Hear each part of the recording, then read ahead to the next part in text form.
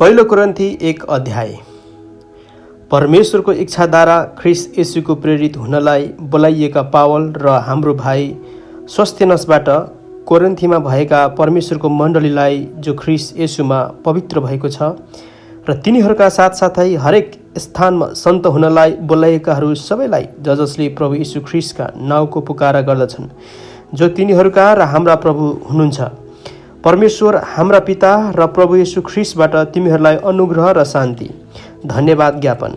ख्रिस्ट येशूमा तिमीहरूलाई दिइएका परमेश्वरका अनुग्रहको कारण तिमीहरूका निम्ति म परमेश्वरमा सधैँ धन्यवाद चढाउँछु, किनकि हर प्रकारले अर्थात् सबै बोली र सबै ज्ञानमा तिमीहरू उहाँमा धनी भएका छौ। किनकि ख्रिस्टको विषयमा हाम्रो गवाही तिमीहरूमा सुदृढ भएको छ, ताकि तिमीहरूले हाम्रा प्रभु येशू ख्रिस्ट प्रकट हुने कुराको प्रतीक्षा गर्दा तिमीहरूमा कुनै आत्मिक वरदान अभाव हुँदैन। हाम्रा प्रभु येशू ख्रिस्टको दिनमा तिमीहरूलाई दोष रहित राख्न उहाँले तिमीहरूलाई अन्त्यसम्म सुदृढ राख्नुहुनेछ। परमेश्वर विश्वासयोग्य हुनुहुन्छ, जसद्वारा उहाँका पुत्र हाम्रा प्रभु र येशू ख्रिस्टको सङ्गतिमा तिमीहरू बोलाइयो। मण्डलीमा मतभेद। अब भाइ हो, हाम्रा प्रभु येशू ख्रिस्टको नाउँमा म तिमीहरूलाई आग्रह गर्दछु कि तिमीहरू सबै एकअर्कासँग सहमत हौ र तिमीहरूको माझमा केही फुट नहोस्, तर तिमीहरू एकै मन र एकै विचारका हौ। किनकि मेरा भाइ हो, तिमीहरूमा झगडा छ भन्ने कुरा क्लोएका परिवारहरूले मलाई खबर दिएका छन्। मेरो भनाइको तात्पर्य यही हो, तिमीहरू कसैले म पावलको, कसैले म अपोलोसको, कसैले म केफासको र कसैले म ख्रिस्टको हुँ भन्छ अरे। के ख्रिस्ट बाँडिनु भएको छ र के पावल तिमीहरूका निम्ति क्रुसमा टाँगियो र, अथवा के पावलको नाउँमा तिमीहरू बप्तिस्मा भयो र? म परमेश्वरलाई धन्यवाद दिन्छु कि मैले तिमीहरूमध्ये क्रिस्पस र गायसलाई बाहेक अरू कसैलाई पनि बप्तिस्मा दिएको छैन। यसकारण मेरो नाउँमा बप्तिस्मा भयो भने तिमीहरू कसैले भन्न पाउने छैनौ। हो, मैले स्तिफनसको परिवारलाई पनि बप्तिस्मा दिएँ। यस उपरान्त मैले अरू कसैलाई बप्तिस्मा दिएँ कि दिइनँ त्यो मलाई थाहा छैन, किनभने बप्तिस्मा दिन होइन, तर सुसमाचार प्रचार गर्न ख्रिस्टले मलाई पठाउनु भएको हो। सांसारिक बुद्धिको कुरामा होइन, नत्र त ख्रिस्टको क्रुसको शक्ति व्यर्थ हुनेछ। ख्रिस्ट नै परमेश्वरको ज्ञान र शक्ति, किनकि नष्ट भइरहेकाहरूका निम्ति क्रुसको सन्देश मूर्खता हो, तर हामी उद्धार पाइरहेकाहरूका निम्ति परमेश्वरको शक्ति हो। किनभने लेखिएको छ, म बुद्धिमानहरूको बुद्धि नष्ट पार्नेछु र चतुरहरूको चतुर्याई विफल तुल्याउनेछु। बुद्धिमान कहाँ छ? शास्त्री कहाँ छ? यस युगका तर्क गर्नेहरू कहाँ छन्? के परमेश्वरले यस संसारको बुद्धिलाई मूर्ख तुल्याउनु भएन र? संसारले आफ्नै बुद्धिद्वारा परमेश्वरलाई चिन्न नसकेको हुनाले उहाँको बुद्धि अनुसार हामीले प्रचारेको सुसमाचारको मूर्खताद्वारा नै विश्वास गर्नेहरूलाई बचाउन परमेश्वरले उचित ठहराउनु भयो।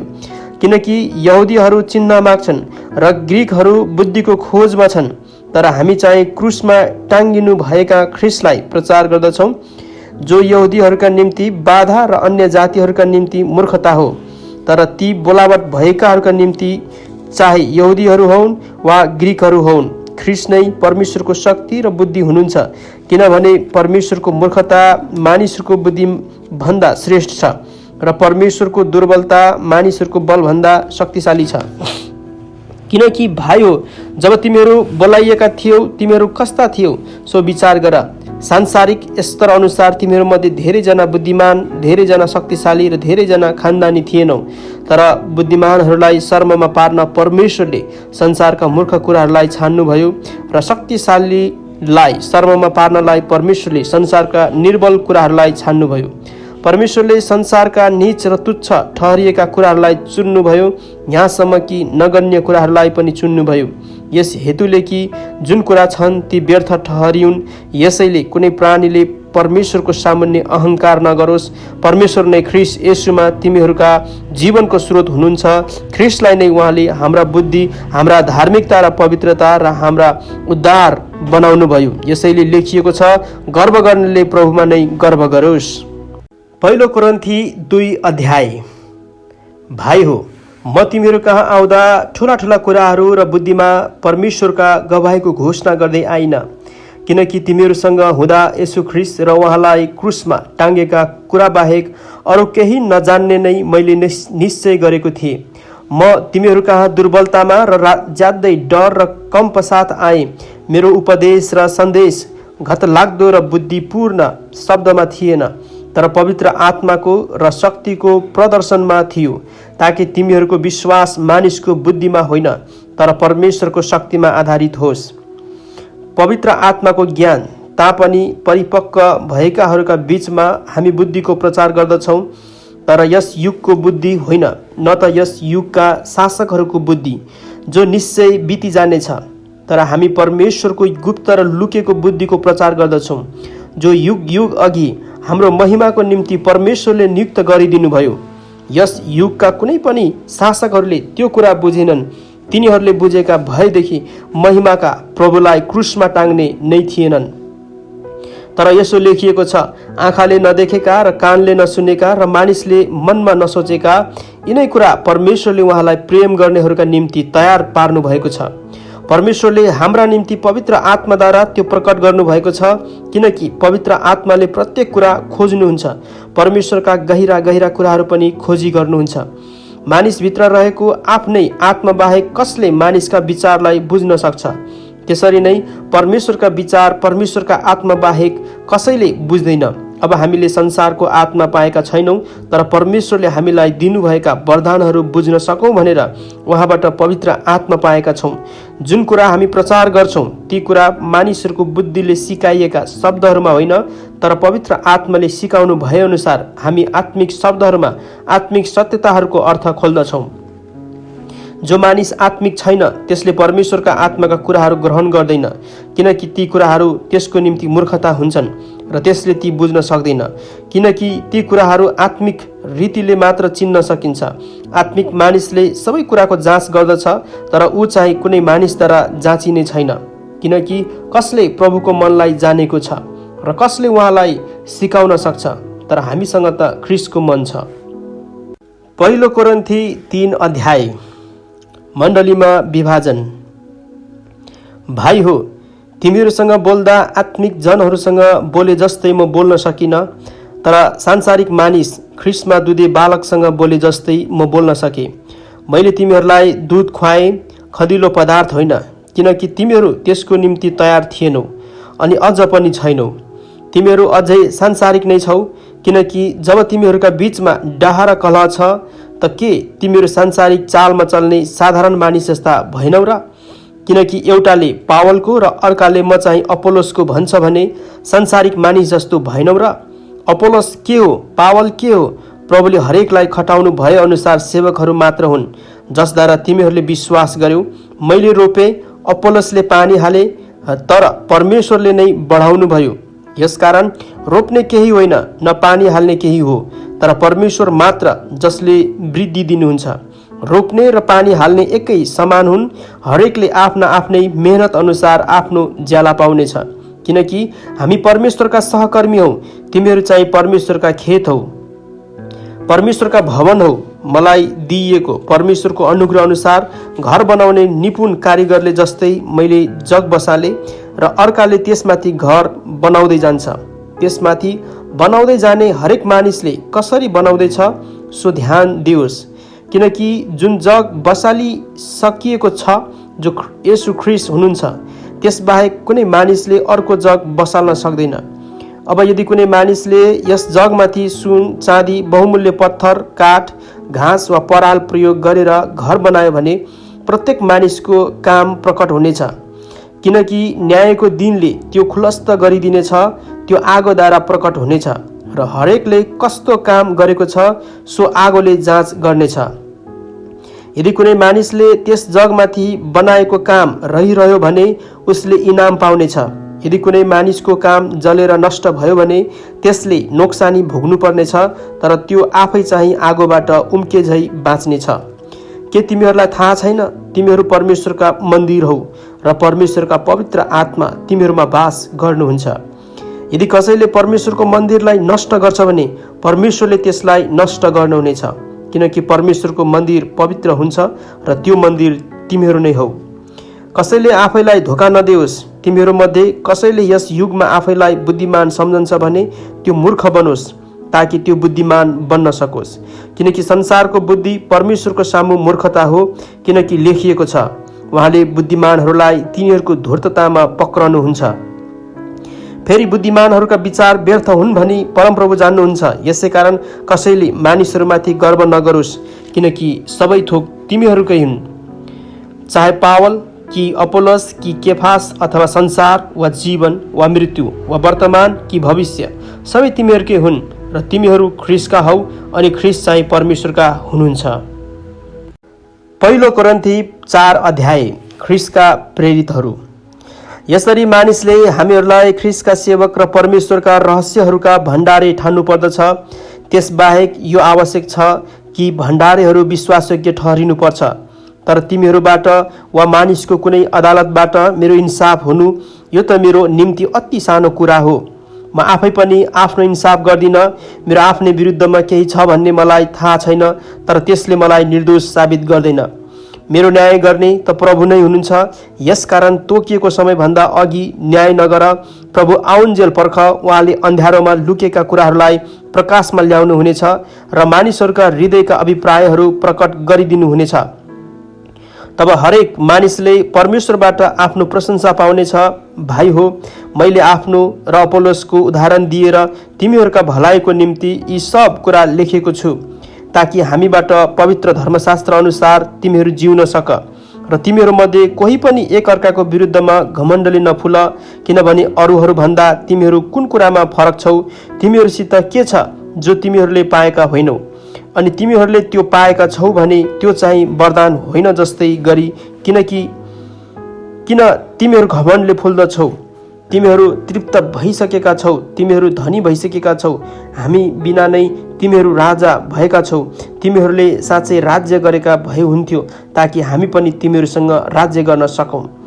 किनभने मलाई यस्तो लाग्दछ, परमेश्वरले हामी प्रेरितहरूलाई मृत्युदण्ड पाएकाहरूलाई जस्तै सबैभन्दा पछि प्रदर्शनमा राख्नु भएको छ। किनकि संसार, स्वर्गदूतहरू र मानिसहरूका निम्ति हामी तमासा भएका छौँ। हामी ख्रीष्टको खातिर मूर्ख छौँ, तर तिमीहरू त ख्रीष्टमा बुद्धिमान छौ। हामी दुर्बल छौँ, तर तिमीहरू बलिया छौ। तिमीहरूको आदर छ, तर हाम्रो चाहिँ अनादर। यस घडीसम्म हामी भोका र प्यासा छौँ, नाङ्गा छौँ, कुटाई खाँदैछौँ र घरविहीन छौँ। आफ्नै हातले काम गरेर हामी मेहनत गर्छौँ। अपमानित हुँदा हामी आशीर्वाद दिन्छौँ। सताइँदा हामी सहन्छौँ। हाम्रो बदनाम हुँदा प्रेमपूर्वक जवाफ दिन्छौँ। अहिलेसम्म हामी संसारका फोहर र पृथ्वीका कसिङ्गर बनेका छौँ। तिमीहरूलाई शर्ममा पार्नलाई यी कुरा मैले लेखेको होइन, तर मेरा प्यारा बालकहरूलाई जस्तै अर्थी दिनलाई हो। किनकि ख्रीष्टमा तिमीहरूका 10,000 शिक्षकहरू भए पनि तिमीहरूका धेरै पिता त छैनन्। किनकि सुसमाचारद्वारा ख्रीष्ट येशूमा म तिमीहरूका पिता बने। यसकारण तिमीहरू मेरा अनुसरण गर्नेहरू हौ भनी म तिमीहरूलाई आग्रह गर्दछु। यसैले तिमीहरू कहाँ तिमोथीलाई पठाउँदैछु। तिनी प्रभुमा मेरा प्यारा र विश्वासी छोरा हुन्। मैले सबै ठाउँमा सारा मण्डलीमा सिकाए बमोजिम ख्रीष्टमा मेरो जीवन कस्तो छ, सो तिनले तिमीहरूलाई सम्झना गराउने छन्।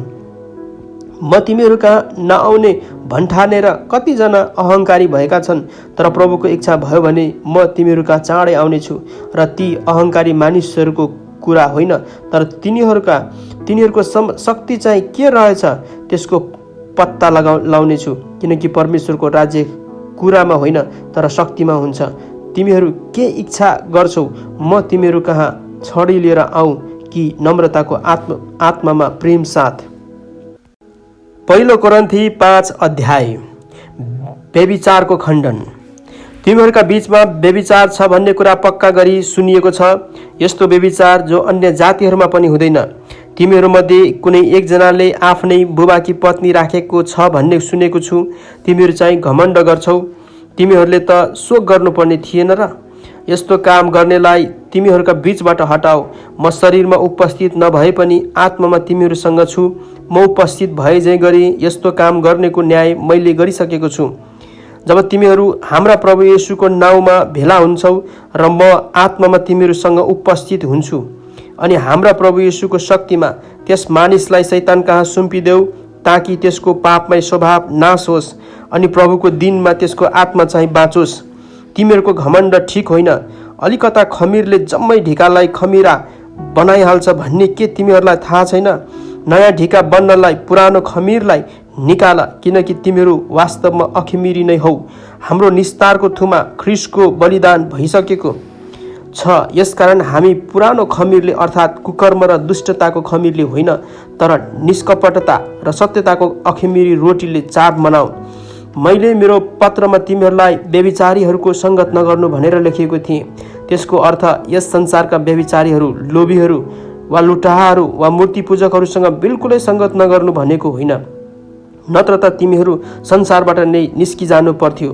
तर यस्ताको सङ्गत नगर्नु भनेर मैले तिमीहरूलाई लेखेँ, जसले आफैलाई विश्वासी भाइ हुँ भनी भन्छ तर वास्तवमा जो व्यभिचारी वा लोभी वा मूर्ति पूजक वा निन्दा गर्ने वा मतवाला वा लुटहा हो, त्यस्तो मानिससँग त खान पनि नबस्छ। किनकि बाहिरकाहरूको इन्साफ गर्नु मलाई के खाँचो? के तिमीहरूले मण्डली भित्रकाहरूको न्याय गर्नु पर्दैन र? बाहिरकाहरूको न्याय परमेश्वरले नै गर्नुहुन्छ। तिमीहरूले आफ्नो बीचबाट दुष्ट मानिसलाई निकालिदेऊ। पहिलो कोरिन्थी 6 अध्याय। विश्वासीहरूका बीचमा मुद्दा मामिला। तिमीहरूमध्ये एकजनाको अर्को भाइसँग झगडा भएको छ भने न्यायको निम्ति सन्तहरू कहाँ नगएर अधर्मी कहाँ जाने के त्यसले आँट गर्छ? सन्तहरूले संसारको न्याय गर्छन् भन्ने कुरा के तिमीहरूलाई थाहा छैन? यदि संसारको न्याय तिमीहरूले नै गर्नुपर्छ भने सानाभन्दा साना मुद्दाहरू छिन्न के तिमीहरू अयोग्य छौ? के तिमीहरूलाई थाहा छैन हामी स्वर्गदूतहरूको न्याय गर्नेछौँ? त्यसो भए यस जीवनमा हुने कुरा ठुला हुन् र? यस्ता झगडाहरू तिमीहरूमा छन् भने ती झगडाहरू किन ती मानिसहरूका अघि राख्दछौ जुन मानिसहरूलाई मण्डलीले केही मोलका ठान्दैनन्? तिमीहरूलाई शर्ममा पार्न म यो भन्दछु, आफ्ना दाजुभाइका बीचको झगडा मिलाउन सक्ने बुद्धिमान मानिस के साँच्चै तिमीहरूमा कोही पाइँदैन र?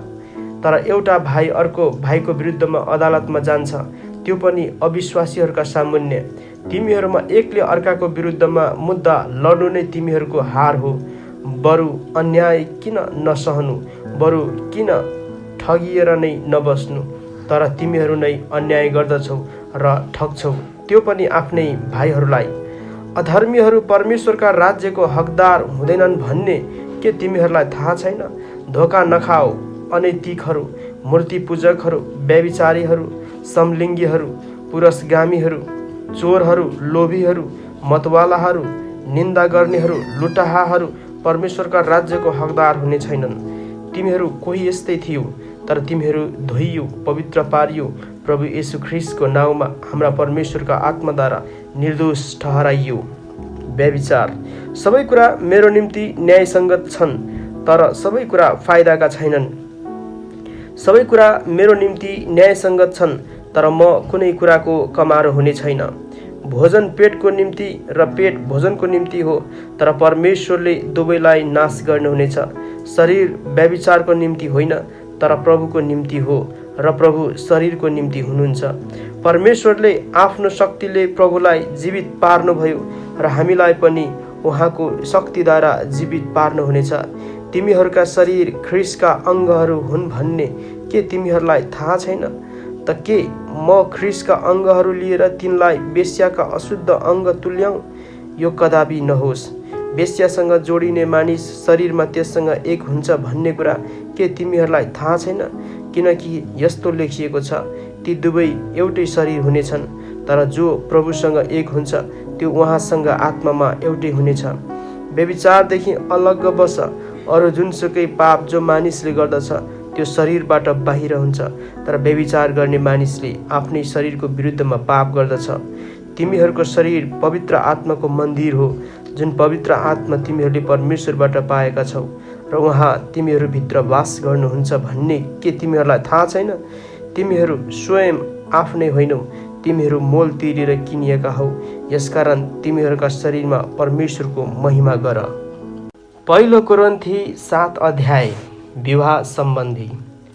अब तिमीहरूले लेखेका कुराहरूका विषयमा पुरुषले स्त्रीलाई नछुनु नै असल हो, तर व्यभिचार सम्बन्धी परीक्षा अनेक भएका हुनाले हरेक मानिसको आफ्नै पत्नी होस् र हरेक स्त्रीको पनि आफ्नै पति होस्। पतिले आफ्नी पत्नीलाई तिनको वैवाहिक हक देओस् र यसरी नै पत्नीले पनि आफ्ना पतिलाई। पत्नीले आफ्नो शरीरमाथि अधिकार राख्दिन, तर उसको पतिले राख्छ। यसरी नै पतिले पनि आफ्नो शरीरमाथि अधिकार राख्दैन, तर उसकी पत्नीले राख्छे। पति पत्नीले आफ्नो पारस्परिक संसर्गदेखि एकअर्कालाई इन्कार नगर। इन्कार गर्यो भने पनि आपसमा सल्लाह गरेर केही समयको निम्ति मात्र, ताकि तिमीहरू प्रार्थनामा लागिरहन सक। तब फेरि एकसाथ बस, ताकि आत्मसंयमको अभावको कारणले शैतानले तिमीहरूलाई परीक्षामा नपारोस्। यो म तिमीहरूलाई आज्ञाको रूपमा होइन, तर अनुमतिको रूपमा भन्दछु। सबै मानिस म जस्तै रहेको म इच्छा गर्दछु, तर हरेकलाई परमेश्वरबाट विशेष वरदान मिलेको छ। एउटालाई एक किसिमको, अर्कालाई अर्को किसिमको। तर अविवाहित र विधवाहरूलाई म भन्दछु, तिनीहरू म जस्तै अविवाहित रहे तिनीहरूका निम्ति असल हुनेछ। तर तिनीहरूले आफूलाई वशमा राख्न सक्दैनन् भने तिनीहरूले विवाह गरून्, किनभने काम वासनामा जल्नुभन्दा विवाह गर्नु असल हो। अब विवाहितहरूलाई म कडा आज्ञा दिन्छु, मेरो आज्ञा होइन, तर प्रभुको आज्ञा हो।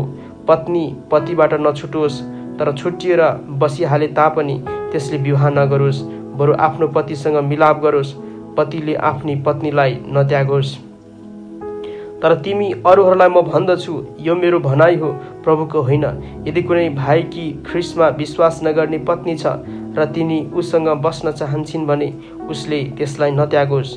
यदि कुनै स्त्रीको ख्रीष्टमा विश्वास नगर्ने पति छ र त्यो उसित बस्न चाहन्छ भने तिनले आफ्नो पतिलाई नत्यागोस्, किनकि अविश्वासी पति आफ्नी पत्नीद्वारा पवित्र हुन्छ र अविश्वासी पत्नी आफ्नो पतिद्वारा पवित्र हुन्छ। नत्र त तिनीहरूका छोराछोरीहरू अशुद्ध हुनेछन्, तर वास्तवमा तिनीहरू त पवित्र छँदैछन्। तर विश्वास नगर्ने चाहिँ छुट्टिन्छ भने छुट्टियोस्। यस्तो अवस्थामा त्यो ख्रीष्टमा विश्वास गर्ने पति अथवा पत्नी कुनै बन्धनमा रहने छैन, किनभने परमेश्वरले हामीलाई शान्तिमा रहन बोलाउनु भएको हो। हे पत्नी, तिमीलाई के थाहा, सायद तिमीले आफ्ना पतिलाई बचाउन सक्छौ कि? अथवा हे पति, तिमीलाई के थाहा, सायद तिमीले आफ्नी पत्नीलाई बचाउन सक्छौ कि? प्रभुले हरेकलाई जस्तो जीवन खटाउनु भएको छ र जस्तो स्थितिमा बोलाउनु भएको छ, सही बमोजिम त्यो हिँडोस्। सबै मण्डलीहरूका निम्ति मेरो नियम यही हो। के कोही मानिसको बोलावट हुँदा त्यसको अघिबाटै खतना भइसकेको थियो? त्यसो हो भने त्यसले बेखतना हुन नखोजोस्। के कोही खतना नहुँदै बोलावट भएको छ? त्यसो भए त्यसले खतना हुन नचाहोस्। खतना केही होइन, बेखतना पनि केही होइन, तर परमेश्वरको आज्ञा पालन मुख्य कुरा हो। जुन अवस्थामा मानिसलाई बोलावट भएको छ त्यसैमा नै हरेक मानिस रहिरहोस्। तिम्रो बोलावट हुँदा तिमी कमरा थियौ, यदि थियौ भने त्यसको वास्ता नगर, तर स्वतन्त्र हुन सक्छौ भने त्यसको फाइदा उठाऊ। किनभने प्रभुमा बोलावट हुँदा जो मानिस कमरा थियो, अब त्यो प्रभुको स्वतन्त्र मानिस भएको छ। त्यसै गरी बोलावट भएको समयमा जो मानिस स्वतन्त्र थियो त्यो ख्रीष्टको कमारो भएको छ। तिमीहरू मोल तिरेर किनिएका हौ, मानिसहरूका कमारा नबन। यसकारण भाइ हो, जसलाई जस्तो अवस्थामा बोलावट भएको छ प्रत्येक त्यही अवस्थामा परमेश्वरसँग रहिरहोस्। अब कन्याहरूका बारेमा प्रभुको आज्ञा मसित केही छैन, तर प्रभुको कृपाद्वारा एउटा विश्वासयोग्य व्यक्तिको हैसियतले म तिमीहरूलाई आफ्नो सल्लाह दिन्छु। वर्तमान सङ्कष्टलाई हेर्दा जुन व्यक्ति जस्तो अवस्थामा छ त्यसैमा नै रहे असल होला भन्ने म ठान्छु। के तिमीले विवाह गरेका छौ? त्यसो भए आफ्नी पत्नीबाट छुट्न नखोज। के तिमी अविवाहित छौ? त्यसो भए विवाह गर्न नखोज। तर तिमीले विवाह गर्यौ भने पनि त्यो पाप होइन। कन्या केटीले विवाह गर्दैमा त्यसले पाप गरेकी हुँदिन, तरै पनि विवाह गर्नेहरूले यस जीवनमा कष्टहरूको सामना गर्नुपर्नेछ र म तिमीलाई यसदेखि जोगाउन चाहन्छु। भाइ हो, मेरो भन्ने कुरा यही हो कि समय थोरै छ र अब उपरान्त पत्नी हुनेहरू पत्नी नभएकाहरू जस्तै भएर रहन्, शोक गर्नेहरू शोक नगरेकाहरू जस्ता र हर्ष मनाउनेहरू हर्ष नमनाउनेहरू जस्ता भएर रहन्। किनमेल गर्नेहरू आफूसँग केही थोक नभए जस्तै रहन् र तिनीहरू जसले संसारका थोकहरू उपभोग गर्छन् तिनमा आफ्नो केही चासो नभए जस्तै गरून्, किनकि संसारको वर्तमान रूप बितेर जाँदैछ। तिमीहरू सबै निष्फिक्री हौ भन्ने म चाहन्छु। विवाह नभएको मानिसले प्रभुलाई कसरी खुसी तुल्याउँ भनेर प्रभुकै कुराको विषयमा फिक्री गर्दछ, तर विवाह भएको मानिसले पत्नीलाई कसरी खुसी राखौँ भनेर संसारका कुराको फिक्री गर्दछ। यस्तो मानिसको मन दुईपट्टि लागेको हुन्छ। विवाह नभएकी स्त्रीले शरीर र आत्मा दुवैमा कसरी पवित्र रहौँ भनेर प्रभुकै कुरामा विश्वासमा फिक्री गर्दछ, तर विवाह भएकीले चाहिँ कसरी आफ्ना पतिलाई खुसी राखौँ भनी संसारका कुराको फिक्री गर्दछ। यो कुरा तिमीहरूमाथि प्रतिबन्ध लाउनलाई होइन, तर तिमीहरूका भलाइको लागि नै भनिरहेछु, यस हेतुले कि तिमीहरू एक चित्तका भई प्रभुप्रति भक्तिसाथ ठिक किसिमको जीवन यापन गर्न सक। यदि कुनै मानिसले आफूसँग मगनी भइसकेकी कन्यासँग अनुचित व्यवहार गरेको ठान्छ र यदि त्यस कन्याको उमेर पनि ढल्कँदै गएको छ भने उसले विवाह गर्न चाहे विवाह गर्न सक्छ, यसमा पाप छैन। तिनीहरूको विवाह हुनैपर्छ, तर जुन मानिसले आफ्नो मन पक्का गरिसकेको छ, जो कुनै करकापमा परेको छैन तर आफ्नो इच्छालाई बसमा राख्न सक्छ र जसले कन्यालाई विवाह नगर्ने निर्णय गरिसकेको छ भने यस्तो मानिसले पनि ठिकै गर्दछ। यसरी जसले कन्यालाई विवाह गर्छ उसले ठिकै गर्छ, तर जसले विवाह गर्दैन उसले अझ असल गर्छ। पति बाँचुन्जेल पतिकै बन्धनमा पत्नी रहन्छे, तर पतिको मृत्यु भएपछि त्यसले इच्छा गरेको व्यक्तिसँग त्यो विवाह गर्न स्वतन्त्र हुन्छ, तर ऊ चाहिँ प्रभुकै जन हुनुपर्छ। तर त्यो त्यसै बस्छे भने झन सुखी हुन्छ। यो मेरो विचार हो अनि म सम्झन्छु कि ममा पनि परमेश्वरका आत्मा हुनुहुन्छ। पहिलो कोरिन्थी 8 अध्याय। मूर्तिलाई चढाएको खानेकुरा। अब मूर्तिहरूलाई चढाएको खानेकुरा बारेमा हामी जान्दछौँ कि हामी सबैसित ज्ञान छ, ज्ञानले घमण्ड ल्याउँछ तर प्रेमले उन्नति गराउँछ। यदि कसैले केही जान्दछु भनी ठान्छ भने उसले जति जान्नुपर्ने हो त्यति जानेको हुँदैन, तर कसैले परमेश्वरलाई प्रेम गर्दछ भने त्यसलाई परमेश्वरले चिन्नुहुन्छ। यसकारण मूर्तिहरूलाई चढाएका खानेकुरा खाने विषयमा चाहिँ हामी जान्दछौँ कि मूर्तिको कुनै अस्तित्व नै छैन र एक परमेश्वर बाहेक अरू छैन। आकाशमा वा पृथ्वीमा नाम मात्रका देवदेवताहरू छन् होला। साँच्चै यस्ता धेरै देवदेवताहरू र प्रभुहरू छन्, तर हाम्रा निम्ति त एउटै परमेश्वर पिता हुनुहुन्छ, जसबाट सबै थोक हुन आए अनि उहाँकै निम्ति हामी जिउँदछौँ। हाम्रा निम्ति एउटै प्रभु येशू ख्रीष्ट हुनुहुन्छ, जसद्वारा सबै कुरा हुन आए र जसद्वारा हामी जिउँदछौँ। तापनि सबै मानिसमा त यो ज्ञान हुँदैन, तर कति मानिसहरूलाई मूर्ति पूजाको यति बानी बसेको हुन्छ कि तिनीहरूले यस्तो भोजन खाँदा साँच्चै मूर्तिलाई चढाएको भनी ठान्छन् र तिनीहरूको विवेक दुर्बल भएकोले अशुद्ध बन्छ। तर खानेकुराले हामीलाई परमेश्वरको दृष्टिमा बढी ग्रहणयोग्य बनाउँदैन। नखाँदैमा कुनै हानि छैन र खाँदैमा कुनै लाभ छैन, तर होशियार हौ, तिमीहरूको यो स्वतन्त्रता दुर्बलहरूका निम्ति ठोकरको कारण नबनोस्। किनभने यदि कुनै दुर्बल विवेक भएको मानिसले तिमी ज्ञान भएको मानिसलाई मूर्तिको मन्दिरमा खाना बसेको देख्यो भने मूर्तिलाई चढाएको खानेकुरा खाने त्यसले साहस नगर्ला र? अनि तिम्रो ज्ञानले गर्दा त्यो दुर्बल भाइ नष्ट हुन्छ जसको निम्ति ख्रीष्ट मर्नुभयो। अब यसरी आफ्ना भाइहरूका विरुद्धमा पाप गर्दा र तिनीहरूका दुर्बल विवेकलाई चोट लाउँदा तिमीहरू ख्रीष्टको विरुद्धमा पाप गर्दछौ। यसकारण खानेकुराले मेरो भाइलाई बाधा पार्छ भने म आफ्नो भाइलाई बाधा नपार्नलाई कहिले मासु खाने छैन। पहिलो कोरिन्थी 9 अध्याय। प्रेरितको अधिकार। के म स्वतन्त्र छैन? के म प्रेरित होइन? के मैले येशू हाम्रा प्रभुलाई देखेको छैन? के प्रभुमा तिमीहरू मेरो कामको प्रतिफल होइनौ र? म अरूहरूका निम्ति प्रेरित नभए तापनि कमसे कम तिमीहरूका निम्ति त हुँ, किनभने प्रभुमा मेरो प्रेरितको कामको छाप तिमीहरू नै हौ। मेरो विरुद्धमा बोल्नेहरूलाई मेरो यही जवाब छ, के हामीलाई खाने पिउने अधिकार छैन? के अरू प्रेरितहरू जस्तै प्रभुका भाइहरू र केफासलाई जस्तै हामीलाई पनि पत्नी लिएर हिँड्ने अधिकार छैन र?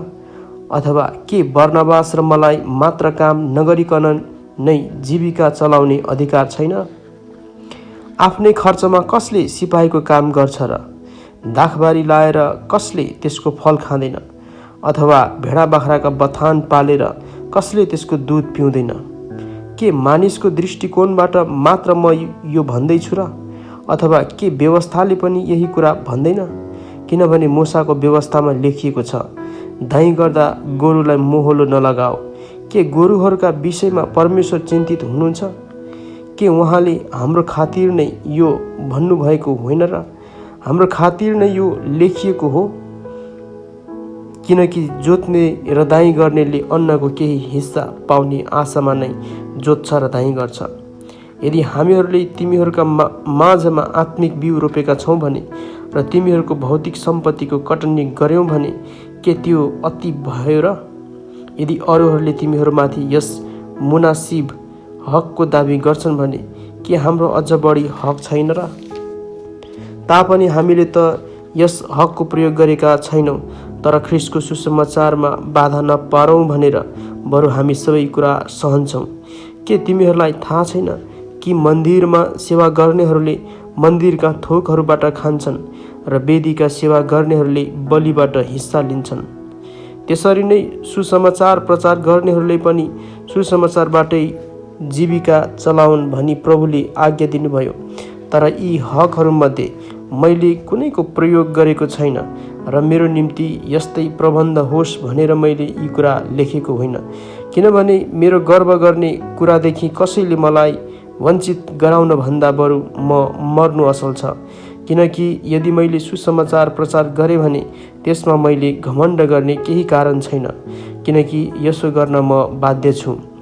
यदि सुसमाचार प्रचार गरिन भने मलाई धिक्कार छ, किनकि यदि आफ्नो इच्छाले म यो काम गर्दछु भने मलाई इनाम छ।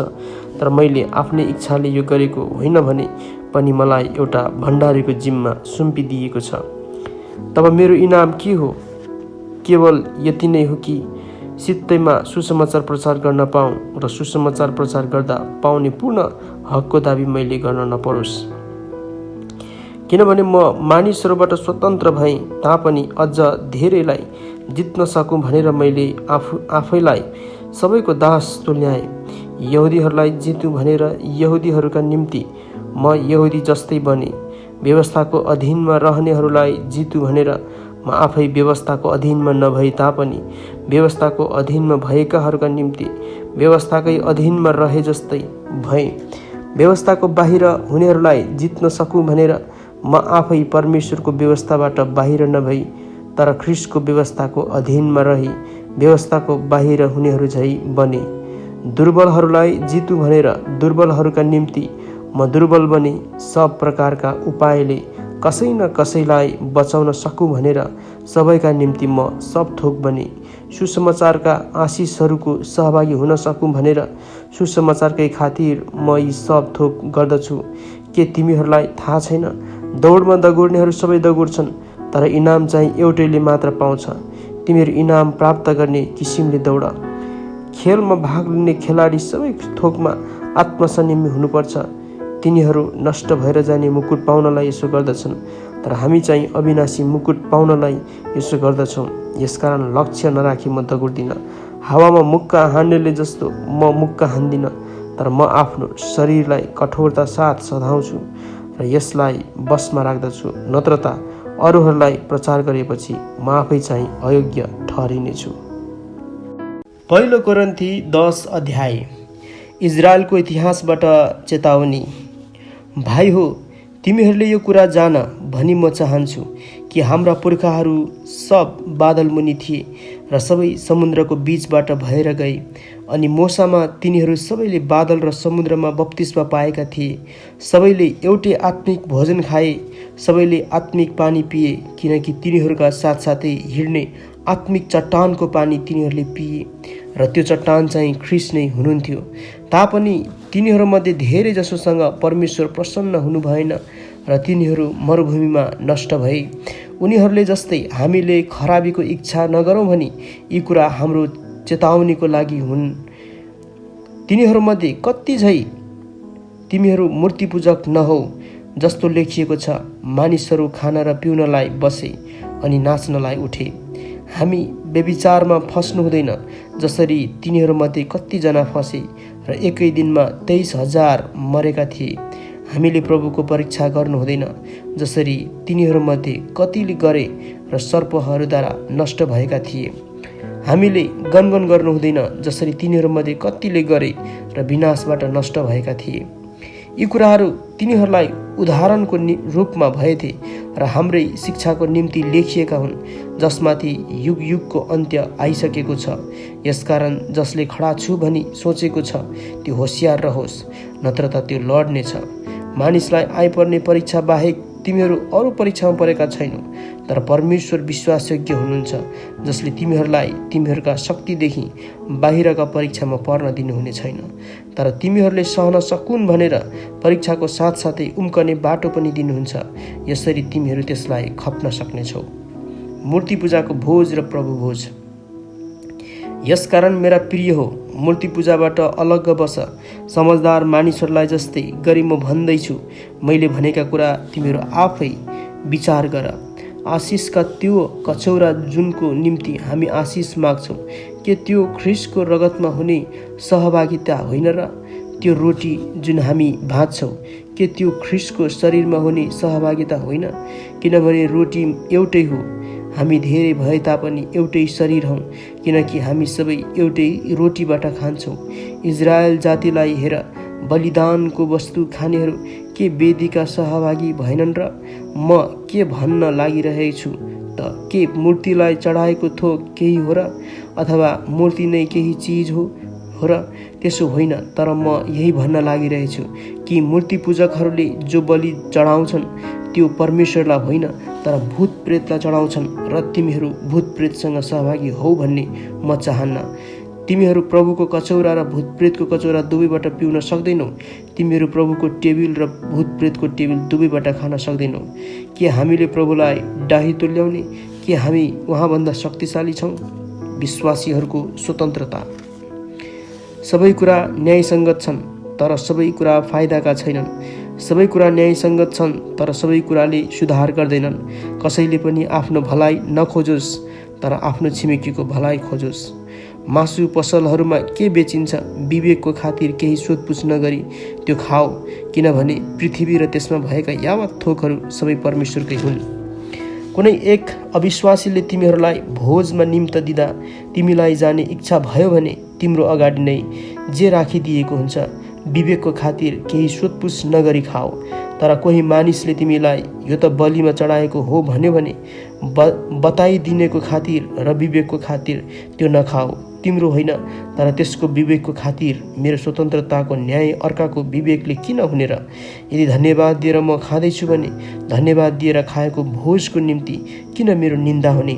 यसकारण चाहे तिमीहरू खाओ अथवा पियो वा तिमीहरू जेसुकै गर, सबै परमेश्वरका महिमाको निम्ति गर। कसैलाई ठेस लाग्ने काम नगर, चाहे यहुदीलाई होस् वा ग्रिकलाई होस् वा परमेश्वरको मण्डलीलाई होस्। जसरी म पनि मैले गर्ने सबै काममा सबै मानिसहरूलाई प्रसन्न राख्ने कोसिस गर्दछु। म आफ्नै होइन, तर धेरैको हित खोज्दछु, ताकि तिनीहरूको उद्धार होस्। पहिलो कोरिन्थी 11 अध्याय। स्त्रीले केस ढाक्ने कुरा। मेरो अनुसरण गर्ने हौ, जसरी म ख्रीष्टको अनुसरण गर्दछु। म तिमीहरूको तारिफ गर्दछु, किनकि सबै विषयमा तिमीहरू मलाई सम्झन्छौ र मैले तिमीहरूलाई दिएका शिक्षाहरू कायम राख्दछौ। तर तिमीहरूले यो बुझ भन्ने म चाहन्छु कि हरेक मानिसको शिर ख्रीष्ट हुनुहुन्छ। स्त्रीको शिर तिनको पति हो, अनि ख्रीष्टको शिर परमेश्वर हुनुहुन्छ। प्रार्थना गर्दा वा अगमबानी बोल्दा आफ्नो शिर ढाक्ने मानिसले आफ्नो शिरको अपमान गर्दछ, तर शिर खुला राखेर प्रार्थना गर्ने अथवा अगमबानी बोल्ने स्त्रीले आफ्नो शिरको अपमान गर्दछ, किनकि यो तिनले आफ्नो केस खौरेको जस्तो हो। किनकि कुनै स्त्रीले शिर ढाक्दिन भने बरु तिनले केस काटोस्, तर केस काट्नु कि खौरनु स्त्रीको निम्ति शर्मको कुरो हो भने त तिनले शिरमा घुम्टो हालोस्। किनकि पुरुषले आफ्नो शिर ढाक्नु हुँदैन, किनभने ऊ परमेश्वरको प्रतिरूप र गौरव हो, तर स्त्री चाहिँ पुरुषको गौरव हो। किनकि पुरुष स्त्रीबाट बनिएको होइन, तर स्त्री चाहिँ पुरुषबाट बनिएकी हो। स्त्रीको निम्ति पुरुष सृष्टि भएको होइन, तर स्त्री पुरुषको निम्ति हो। यसै कारण र स्वर्गदूतहरूका खातिर पनि स्त्रीले आफ्नो शिर घुम्टोले ढाकेको हुनुपर्छ। तरै पनि प्रभुमा पुरुषबाट स्त्री स्वतन्त्र हुँदिन, न त स्त्रीबाट पुरुष नै। किनकि जसरी पुरुषबाट स्त्री बनिए, त्यसरी नै पुरुष स्त्रीबाट जन्मन्छ। तर सब थोक परमेश्वरबाट नै आउँदछन्। तिमीहरू आफै विचार गर, शिर नढाकी परमेश्वरलाई प्रार्थना गर्न स्त्रीलाई सुहाउँछ र? पुरुषले लामो केश पाल्यो भने त्यो त्यसको निम्ति शर्मको कुरो हो भनी के प्रकृतिले पनि तिमीहरूलाई सिकाउँदैन र? तर यदि स्त्रीको लामो केश छ भने त त्यो तिनको निम्ति गौरव हो, किनकि स्त्रीको केश तिनलाई ढाक्नलाई दिएको हो। तर कसैले यस विषयमा वाद विवाद उठाउन चाहन्छ भने हाम्रो कुनै यस्तो रीति छैन, न त परमेश्वरका मण्डलीहरूको नै छ। प्रभु भोज। तर यी आदेश दिँदा म तिमीहरूको तारिफ गर्दिन, किनकि तिमीहरू भेला हुँदा त्यो असलको निम्ति हुँदैन, तर त्यो अझ खराबीको निम्ति हुन्छ। किनकि पहिले त मण्डलीमा एकसाथ भेला हुँदा तिमीहरूमा फाटो हुन्छ भन्ने म सुन्दछु, अनि केही मात्रामा म त्यो विश्वास पनि गर्दछु। तिमीहरूमध्ये ग्रहणयोग्य ठहरिएकाहरू चिनिनलाई तिमीहरूमा मतभेद हुनु पनि आवश्यक नै छ। जब तिमीहरू एकसाथ भेला भएर खानपान गर्छौ, त्यो चाहिँ प्रभु भोज होइन, किनकि खाना बस्दा हरेकले आफ्नो भोजन खान थाल्छ र कोही भोकै रहन्छ अनि कोही चाहिँ मदले मातेको हुन्छ। के खान र पिउनलाई के तिमीहरूका आफ्ना घर छैनन् र? अथवा के तिमीहरू परमेश्वरको मण्डलीलाई तुच्छ ठान्छौ र केही नहुनेहरूको अपमान गर्दछौ? म तिमीहरूलाई के भनौँ? के यसको निम्ति म तिमीहरूको तारिफ गरौँ? म कदाचित तारिफ गर्दिनँ, किनकि प्रभुबाट मैले जे पाएँ सो तिमीहरूलाई सुम्पी पनि दिएँ। अर्थात् जुन रात उहाँ पक्राउ पर्नुभयो, त्यो रात प्रभु येशूले रोटी लिनुभयो र धन्यवाद दिनुभएपछि उहाँले त्यो भाँच्नुभयो र भन्नुभयो, यो तिमीहरूका निम्ति मेरो शरीर हो, यो मेरो सम्झनाको निम्ति गर। त्यसै गरी खाएपछि उहाँले कचौरा लिएर यसो भन्नुभयो, यो कचौरा मेरो रगतमा भएको नयाँ करार हो। जहिले जहिले तिमीहरू यो पिउँछौ, मेरो सम्झनामा यो अक्सर गर। किनभने जहिले जहिले तिमीहरू यो रोटी खान्छौ र यस कचौराबाट पिउँछौ, उहाँ नआउन्जेल तिमीहरू प्रभुका मृत्युको घोषणा गर्दछौ। यसकारण जसले अयोग्य रीतिले प्रभुको रोटी खान्छ कि प्रभुको कचौराबाट पिउँछ, त्यो मानिस प्रभुको शरीर र रगतलाई अपवित्र तुल्याएकोमा दोषी ठहरिनेछ। हरेक मानिसले आफूलाई जाँचोस् अनि मात्र त्यसले रोटी खाओस् र कचौराबाट पिओस्, किनकि प्रभुको शरीरलाई नचिनिकन जसले खान्छ र पिउँछ त्यसले त्यो खाएको र पिएको कारणले आफूमाथि दण्ड ल्याउनेछ। यसै कारण तिमीहरूमध्ये धेरैजना दुर्बल र रोगी छौ र कतिजना चाहिँ सुतिसकेका छन्। तर हामी साँच्चै आफैलाई जाँचेका छौँ भने हामी न्यायमा पर्ने छैनौँ। तर जब प्रभुले हाम्रो न्याय गर्नुहुन्छ तब हामीलाई अनुशासन गर्नुहुन्छ, ताकि संसारसँग हामी दोषी नठहरियौँ। यसकारण मेरा भाइ हो, खानालाई एकसाथ भेला हुँदा एक दोस्रालाई पर्ख। यदि कोही भोको छ भने त्यसले घरैमा खाओस्, नत्र त एकसाथ भेला हुँदा तिमीहरू दण्डको भागी हुनेछौ। अरू कुराहरूका विषयमा म आउँदा निर्देशन दिनेछु। पहिलो कोरिन्थी 12 अध्याय। आत्मिक वरदानहरू। भाइ हो, अब आत्मिक वरदानको विषयमा तिमीहरू अजान रहो भन्ने मेरो इच्छा छैन। तिमीहरूलाई थाहै छ कि जब तिमीहरू अन्य जाति थियौ तब कुनै न कुनै प्रकारले प्रभावित भएर तिमीहरू बोल्नै नसक्ने मूर्तिहरूतिर बहकिएका थियौ। यसकारण तिमीहरूले यो कुरा बुझेका म चाहन्छु कि परमेश्वरका आत्माद्वारा बोल्ने कसैले येशू श्रापित होस् भन्दैन, अनि पवित्र आत्माद्वारा मात्र येशू नै प्रभु हुनुहुन्छ भन्न सक्छ। वरदानहरू विभिन्न किसिमका छन्, तर पवित्र आत्मा एउटै हुनुहुन्छ। सेवाहरू धेरै थरीका हुन्छन्, तर प्रभु एउटै हुनुहुन्छ। कामहरू धेरै किसिमका छन्, तर उनै परमेश्वरले हरेकलाई ती काम गर्ने प्रेरणा दिनुहुन्छ। सबैका हितको लागि नै पवित्र आत्माको काम प्रकट हुन हरेकलाई दिएको छ। कसैलाई पवित्र आत्माद्वारा बुद्धिका कुरा बोल्ने, कसैलाई उनै पवित्र आत्मा अनुसार ज्ञानका कुरा बोल्ने, कसैलाई उनै पवित्र आत्माद्वारा विश्वास गर्ने, कसैलाई उनै एक पवित्र आत्माद्वारा रोग निको पार्ने वरदानहरू दिएका छन्। कसैलाई आश्चर्य कामहरू गर्ने, कसैलाई अगमबानी बोल्ने, कसैलाई आत्माहरू छुट्याउन सक्ने, कसैलाई भिन्न भिन्न किसिमका भाषाहरू बोल्ने, कसैलाई चाहिँ ती भाषाहरूको अर्थ खोलिदिने। तर यी सबै उनै एक पवित्र आत्माका कामहरू हुन्। उहाँले हरेकलाई उहाँको इच्छाअनुसार वरदानहरू दिनुहुन्छ। एउटै शरीर धेरै अङ्गहरू, किनकि जस्तो शरीर एक छ र त्यसका धेरै अङ्गहरू हुन्छन् र शरीरका सम्पूर्ण अङ्गहरू धेरै भए तापनि शरीर चाहिँ एउटै हुन्छ।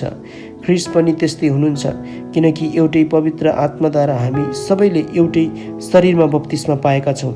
यहुदी वा ग्रीक, कमारो वा फुक्का, हामी सबैलाई एउटै पवित्र आत्माद्वारा पिउन दिइयो, किनकि शरीर एउटै अङ्गबाट मात्र होइन तर धेरै अङ्गहरूबाट बनिएको हुन्छ।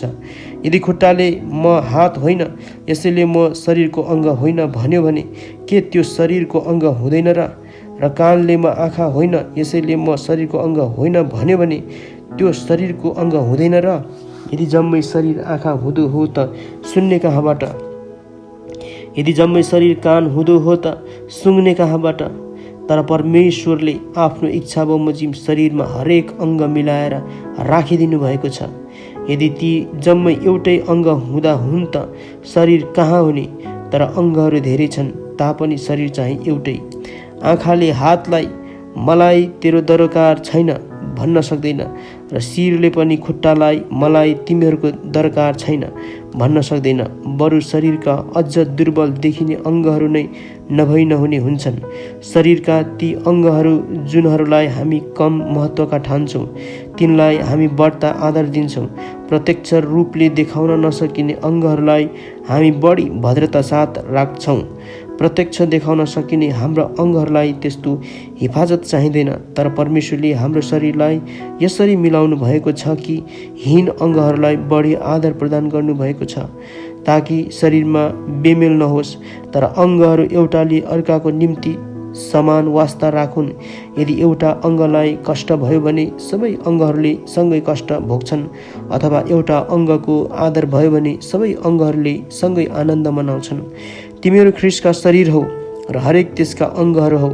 परमेश्वरले मण्डलीमा पहिले प्रेरितहरू, दोस्रो अगमवक्ताहरू, तेस्रो शिक्षकहरू, तब आश्चर्य काम गर्नेहरू र निको पार्ने वरदान पाएकाहरू, सहायता गर्नेहरू, प्रशासन गर्नेहरू, विभिन्न भाषा बोल्नेहरू नियुक्त गर्नुभएको छ। के सबै प्रेरितहरू हुन्? के सबै अगमवक्ता हुन्? के सबै शिक्षक हुन्? के सबै आश्चर्य कर्म गर्नेहरू हुन्? के सबैसँग निको पार्ने वरदानहरू हुन्छन्? के सबैले विभिन्न भाषा बोल्दछन्? के सबैले अर्थ खोल्न सक्छन् र? तर अझ उच्च वरदानहरूको उत्कट इच्छा गर अनि म तिमीहरूलाई झन उत्तम मार्ग बताउँछु। पहिलो कोरिन्थी 13 अध्याय। प्रेम। मैले मानिसहरू र स्वर्गदूतहरूको भाषामा बोले तापनि ममा प्रेम छैन भने म हल्ला मचाउने घण्टा र झ्याइझ्याइ गर्ने झ्याली मात्र हुन्छु। मसँग अगमवाणी बोल्ने शक्ति होला र सबै रहस्य र सबै ज्ञानहरू बुझ्न सकौला र पहाडहरू हटाउन सक्ने सम्मको सम्पूर्ण विश्वास मसित होला, तर ममा प्रेम चाहिँ छैन भने म केही पनि होइन। यदि मैले सारा सम्पत्ति बाँडिदिए र मेरो शरीर जलाउनलाई दिइहालेँ तर मसित प्रेम छैन भने मलाई केही लाभ हुँदैन। प्रेम सहनशील हुन्छ र दयालु हुन्छ। प्रेमले डाहा गर्दैन न सेखी गर्छ। प्रेम हट्ठी हुँदैन न ढिठ हुन्छ। प्रेमले आफ्नै कुरामा जिद्दी गर्दैन, झर्को मान्दैन, खराबीको हिसाब राख्दैन। प्रेम खराबीमा प्रसन्न हुँदैन तर ठिक कुरामा रमाउँछ। प्रेमले सबै कुरा सहन्छ, सबै कुराको पत्यार गर्छ, सबै कुरामा आशा राख्छ, सबै कुरामा स्थिर रहन्छ। प्रेमको कहिले अन्त्य हुँदैन। अगमवाणीहरू बितेर जानेछन्, भाषाहरू बन्द हुनेछन्, ज्ञान टली जानेछ। हाम्रो ज्ञान अपूर्ण छ, हाम्रो अगमवाणी अपूर्ण छ, तर जब सिद्धता चाहिँ आउनेछ तब अपूर्णता टली जानेछ। जब म बालक थिएँ तब बालक जस्तै बोल्थेँ, बालकले जस्तो विचार गर्थेँ, बालकले जस्तै तर्क गर्थेँ। तर जब म जवान भएँ तब बालकको चाल छोडिदिएँ। अहिले हामी ऐनामा जस्तै धमिलोसँग देख्छौँ तर त्यस बेला चाहिँ छर्लङ्ग देख्नेछौँ। अहिले म थोरै मात्र बुझ्दछु, त्यस बेला चाहिँ पुरै बुझ्नेछु, जसरी म पनि पूर्ण रूपले चिनिएको छु। अब विश्वास, आशा, प्रेम यी तीन रहन्छन्, तर यिनमा सर्वोत्तम चाहिँ प्रेम नै हो। पहिलो कोरिन्थी 14 अध्याय। अगमवाणी र भाषाका वरदानहरू। प्रेमलाई तिमीहरूको लक्ष्य बनाऊ र आत्मिक वरदानहरूका निम्ति उत्कट अभिलाषा राख, विशेष गरी अगमवाणी बोल्नका निम्ति, किनकि अन्य भाषामा बोल्नेले मानिसहरूसँग होइन तर परमेश्वरसँग बोल्दछ। उसले के भन्दैछ कसैले बुझ्दैन, पवित्र आत्मामा रहस्यका कुराहरू नै ऊ बोल्दछ। तर अगमवाणी बोल्ने हरेकले मानिसहरूसँग नै बोल्दछ, तिनीहरूका आत्मिक वृद्धि, उत्साह र सान्त्वनाका निम्ति ऊ बोल्दछ। अन्य भाषामा बोल्नेले आफ्नै आत्मिक वृद्धि गर्दछ, तर अगमवाणी बोल्नेले मण्डलीको आत्मिक वृद्धि गराउँछ। तिमीहरू सबै अन्य भाषा बोल भन्ने म चाहन्छु, तर त्यसभन्दा अझ बढी तिमीहरूले अगमवाणी बोलेका म चाहन्छु। मण्डलीको आत्मिक वृद्धिको निम्ति कसैले अर्थ खोलिदिएन भने अन्य भाषामा बोल्ने भन्दा अगमवाणी बोल्ने श्रेष्ठ हो। भाइ हो, यदि म तिमीहरू कहाँ अन्य भाषामा बोल्दै आएँ तर तिमीहरू कहाँ कुनै प्रकाश अथवा ज्ञान वा अगमवाणी वा शिक्षा ल्याइन भने मबाट तिमीहरूलाई के फाइदा हुन्छ? बाँसुरी वा बिना जस्ता निर्जीव बाजाबाट स्पष्ट ध्वनि निस्केन भने कसले भन्न सक्छ के बजिरहेछ? यदि तुरहीले स्पष्ट ध्वनि दिएन भने युद्धको निम्ति को तयार हुने? तिमीहरूसँग पनि यस्तै हुन्छ।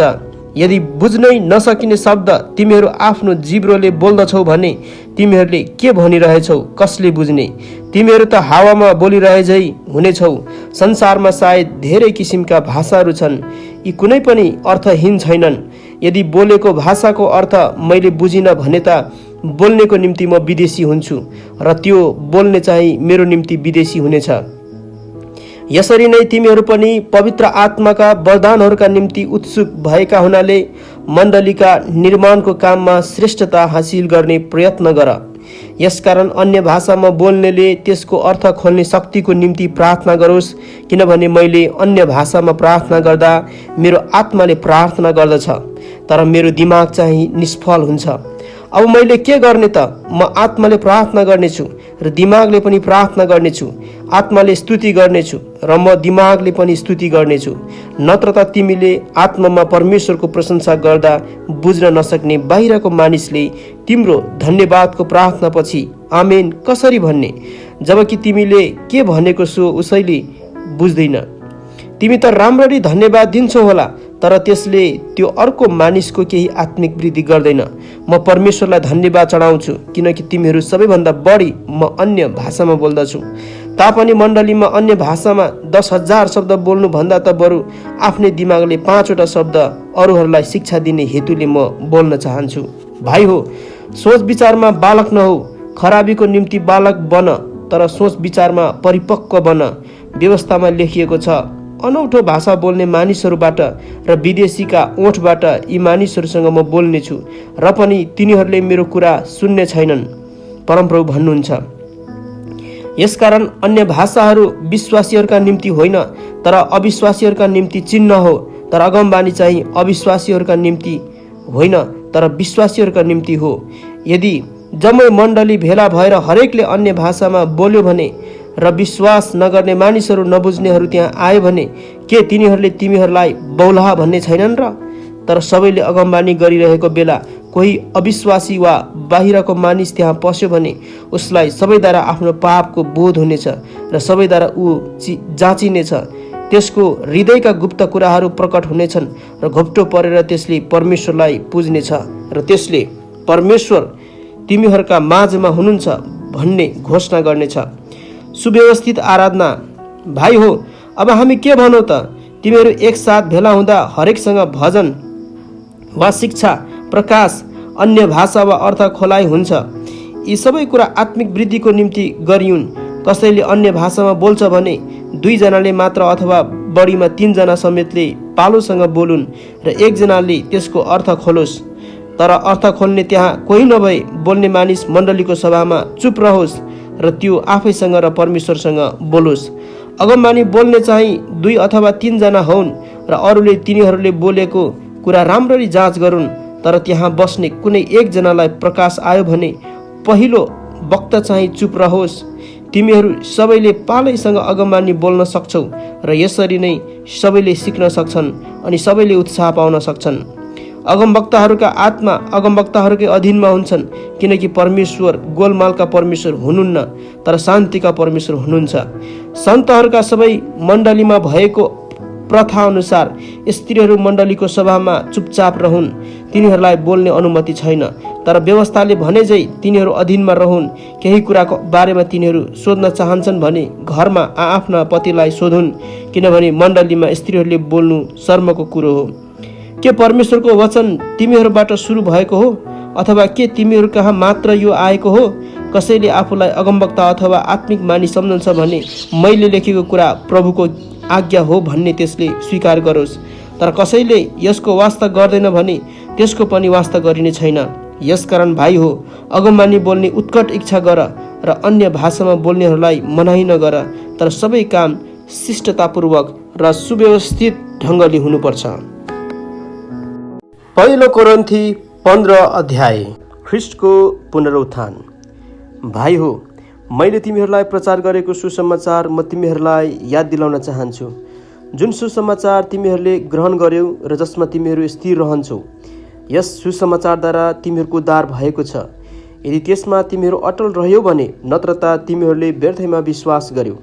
किनभने मैले जे पाएँ त्यसैलाई सबैभन्दा मुख्य विषयको रूपमा तिमीहरूलाई सुम्पिदिए, अर्थात् पवित्र धर्मशास्त्र अनुसार ख्रिस्ट हाम्रा पापका निम्ति मर्नुभयो, उहाँ गाडिनुभयो र पवित्र धर्मशास्त्र अनुसार तेस्रो दिनमा उहाँ पुनर्जीवित पारिनुभयो। उहाँ केफास कहाँ अनि 12 जना कहाँ देखा पर्नुभयो। त्यसपछि उहाँ एकै समयमा 500 भन्दा बढी भाइहरू कहाँ एकसाथ देखा पर्नुभयो, जसमध्ये धेरै जसो अहिलेसम्म छँदैछन्, तर कोही कोही सुतिसकेका छन्। त्यसपछि याकुब र सबै प्रेरितहरू कहाँ उहाँ देखा पर्नुभयो। सबैभन्दा अन्त्यमा असमयमा जन्मेको मानिस कहाँ जस्तो म कहाँ पनि उहाँ देखा पर्नुभयो। किनकि प्रेरितहरूमध्ये म सबैभन्दा तुच्छ हुँ। म प्रेरित भनिने योग्यको छैन, किनभने मैले परमेश्वरको मण्डलीलाई खेदो गरेँ। तर म जो छु त्यो परमेश्वरको अनुग्रहले छु, र म माथि भएको उहाँको अनुग्रह व्यर्थ भएन। बरु मैले त तिनीहरू सबैले भन्दा बढी परिश्रम गरेँ, तैपनि मैले होइन, मसँग भएका परमेश्वरको अनुग्रहले हो। यसकारण मैले भए पनि अथवा तिनीहरूले भए पनि हामी जो प्रचार गर्दछौँ सो तिमीहरूले विश्वास गरेका छौ। मृतकहरूको पुनरुत्थान। मृतकहरूबाट ख्रिस्ट पुनरुत्थान हुनुभयो भनी प्रचार गरिन्छ भने कसरी तिनीहरूमध्ये कसैले मृतकको पुनरुत्थान हुँदैन भनी भन्न सक्छौँ? तर यदि मृतकहरूको पुनरुत्थान हुँदैन भने त ख्रिस्ट पनि मृतकबाट पुनर्जीवित पारिनु भएको होइन। यदि ख्रिस्ट मृतकबाट पुनर्जीवित पारिनु भएको होइन भने त हाम्रो प्रचार व्यर्थ हुन्छ र तिमीहरूको विश्वास पनि व्यर्थ हुन्छ। त्यसभन्दा बढी हामी परमेश्वरको बारे झुटा साक्षीहरू ठहरिन्छौँ, किनकि उहाँले ख्रिस्टलाई मृतकबाट पुनर्जीवित पार्नुभयो भनी हामीले परमेश्वरको बारे गवाही दिएका छौँ। तर साँच्चै मृतकहरूको पुनरुत्थान हुँदैन भने उहाँले ख्रिस्टलाई पुनर्जीवित पार्नु भएन। किनकि यदि मृतकहरूको पुनरुत्थान नहुने भए त ख्रिस्ट पनि मृतकबाट जीवित पारिनु भएन। ख्रिस्ट पुनर्जीवित पारिनु भएन भने तिमीहरूको विश्वास व्यर्थ छ र तिमीहरू अझसम्म आफ्ना पापमा नै छौ। तब त ख्रिस्टमा सुति गएकाहरू पनि नष्ट भएका छन्। यदि यस जीवनको लागि मात्र ख्रिस्टमा हामीले आशा राखेका हौँ भने हामी सबै मानिसहरूभन्दा बढी दयनीय हुन्छौँ। वास्तवमा ख्रिस्ट मृतकहरूबाट जीवित हुनुभएको छ। सुति जानेहरू मध्येमा उहाँ चाहिँ प्रथम फल हुनुहुन्छ, किनकि जसरी मानिसबाट मृत्यु आयो त्यसरी नै मृतकहरूको पुनरुत्थान पनि मानिसबाट नै आयो। किनकि जसरी आदममा सबै मर्दछन् त्यसै गरी ख्रिस्टमा सबै जीवित पारिनेछन्। तर हरेक आफ्नै क्रम अनुसार ख्रिस्ट चाहिँ अगौटे फल, त्यसपछि उहाँको पुनरागमनमा ख्रिस्टका आफ्नैहरू। तब अन्त्य आउनेछ जब उहाँले हरेक शासन, हरेक अख्तियार र शक्ति नष्ट पारेर परमेश्वर अर्थात् पितालाई राज्य सुम्पिदिनु हुनेछ। किनकि उहाँले आफ्ना सारा शत्रुलाई आफ्ना पाउमुनि नपारुन्जेल उहाँले राज्य गर्नै पर्छ। सबैभन्दा पछि नष्ट पारिने शत्रु मृत्यु हो, किनभने परमेश्वरले सबै कुरा उहाँका पाउमुनि अधीनमा राख्नु भएको छ। तर यो स्पष्ट छ कि सबै कुरा उहाँको अधीनमा राखिएको छ भन्नाले परमेश्वर आफै त्यस अधीनता मुनि हुनुहुन्न जसले सबै कुरा ख्रिस्टको अधीनमा राखिदिनु भएको हो। जब सबै कुरा उहाँको अधीनमा ल्याइन्छन् तब स्वयं पुत्र उहाँको अधीनमा हुनुहुनेछ, जसले सब थोक उहाँको अधीनतामा राख्नुहुन्छ, ताकि परमेश्वर नै सबै थोकका सर्वेसर्वा हुन्। नत्र त मृतकहरूका निम्ति बप्तिस्मा लिएको अर्थ के भयो? मृतकहरू जीवित नपारिने भए तापनि तिनीहरूका निम्ति मानिसहरूले किन बप्तिस्मा लिन्छन्? म चाहिँ किन हर घडी जोखिममा परिरहेको छु? भाइ हो, हाम्रा प्रभु येशूमा तिमीहरूको कारण म गर्व गर्दछु र म भन्न सक्दछु कि प्रतिदिन म मर्दछु। मान्छेकै कुरा गर्नु हो भने एफिससमा जङ्गली जनावरसँग मेरो लडाइँले मलाई के फाइदा भयो र? मृतकहरू जीवित नहुने भए त हामी खाउँ र पियौँ, किनभने भोलि त हामी मरिहाल्छौँ। भ्रममा नपर, खराब सङ्गतले राम्रो चरित्रलाई नष्ट पार्छ। होसमा हौ, अब उपरान्त पाप नगर, किनकि कतिलाई त परमेश्वरको ज्ञानै छैन। तिमीहरूलाई लज्जित तुल्याउनलाई मैले यो भनेको हुँ। पुनरुत्थान भएको शरीर। तर कसैले सोध्ला, मृतकहरू कसरी पुनर्जीवित हुन्छन् र तिनीहरू कस्ता किसिमको शरीर लिएर आउनेछन्? हे मूर्ख, जे तिमी रोप्दछौ त्यो नमरिकन सजीव हुँदैन। जे तिमी रोप्दछौ त्यो चाहिँ पछि हुने शरीर होइन, तर बिउ मात्र रोप्दछौ, चाहे त्यो गहुँ अथवा अरू कुनै किसिमको अन्न होस्। तर आफूलाई खुसी लागे बमोजिम परमेश्वरले त्यसलाई एउटा शरीर दिनुहुन्छ र हरेक किसिमको बिउलाई त्यसैको शरीर दिनुहुन्छ। सबै शरीर एकै किसिमका हुँदैनन्। मानिसको शरीर एक किसिमको र जीव जन्तुहरूको अर्कै किसिमको, चराहरूको अर्कै किसिमको र माछाहरूको अर्कै किसिमको शरीर हुन्छ। अनि शरीर पनि स्वर्गीय र पार्थिव हुन्छन्। स्वर्गीय शरीरको तेज एक किसिमको छ र पार्थिव शरीरको तेज अर्कै किसिमको। सूर्यको तेज एक किसिमको, चन्द्रमाको तेज अर्कै किसिमको र ताराहरूको तेज अर्कै किसिमका हुन्छन्, किनभने एउटा तारा अर्को ताराभन्दा तेजमा भिन्दै हुन्छ। मृतकहरूको पुनरुत्थान पनि त्यस्तै हो। जुन शरीर विनाशमा गाडिन्छ त्यो अविनाशमा जीवित हुन्छ। अनादरमा त्यो गाडिन्छ, महिमामा त्यो जीवित हुन्छ। दुर्बलतामा त्यो गाडिन्छ, शक्तिमा त्यो जीवित हुन्छ। प्राकृतिक शरीरमा त्यो गाडिन्छ, आत्मिक शरीरमा त्यो जीवित हुन्छ। प्राकृतिक शरीर छ भने आत्मिक शरीर पनि आवश्यक हुन्छ। प्राकृतिक शरीर छ भने आत्मिक शरीर पनि अवश्य हुन्छ। यसकारण यस्तो लेखिएको छ, पहिलो मानिस आदम जीवित प्राणी भयो, अन्तिम आदम जीवन दिने आत्मा भयो। पहिलो चाहिँ आत्मिक होइन तर प्राकृतिक हो र त्यसपछि चाहिँ आत्मिक हो। पहिलो मानिस माटोले बनिएको पृथ्वीबाट हो, दोस्रो मानिस स्वर्गको हो। माटोले बनिएको मानिस जस्तो थियो, माटोले बनिएकाहरू पनि त्यस्तै हुन्छन् र स्वर्गीय मानिस जस्तो छ, स्वर्गकाहरू पनि त्यस्तै हुन्छन्। जसरी हामीले माटोका मानिसको रूप धारण गरेका छौँ, त्यसरी नै स्वर्गका मानिसको रूप धारण गर्नेछौँ। अब भाइ हो, म तिमीहरूलाई यो भन्दछु, मासु र रगत स्वर्गका राज्यको हकदार हुन सक्दैन, न त विनाश अविनाशको हकदार हुन सक्छ। हेर, म तिमीहरूलाई एउटा रहस्य भन्दछु, हामी सबै सुत्दैनौँ, तर हामी सबैको परिवर्तन हुनेछ। एकै क्षणमा, आँखाको एक निमेषमा, तुरहीको आखिरी आवाजमा, किनभने तुरही बज्नेछ र मृतकहरू अविनाशी भएर जीवित हुनेछन्। अनि हाम्रो चाहिँ परिवर्तन हुनेछ, किनकि यस विनाशी स्वभावले अविनाशी र यस मरणशील शरीरले अमरत्व धारण गर्नुपर्छ। जब विनाशीले अविनाशी र मरणशीलले अमरत्व धारण गर्छ, तब लेखिएको त्यो वचन पुरा हुनेछ। मृत्यु विजयमा निलिएको छ। ए मृत्यु, तेरो विजय कहाँ? ए मृत्यु, तेरो खिल कहाँ? मृत्युको खिल पाप हो र पापको शक्ति व्यवस्था हो। तर परमेश्वरलाई धन्यवाद होस् जसले हामीलाई हाम्रा प्रभु येशू ख्रीष्टद्वारा विजय दिनुहुन्छ। यसकारण मेरा प्रिय भाइ हो, स्थिर र अटल रहो, प्रभुको काममा सधैँ बढ्दै जाऊ, किनकि तिमीहरू जान्दछौ कि प्रभुमा तिमीहरूको परिश्रम व्यर्थ हुँदैन। पहिलो कोरिन्थी 16 अध्याय। परमेश्वरका जनहरूका निम्ति भेटी।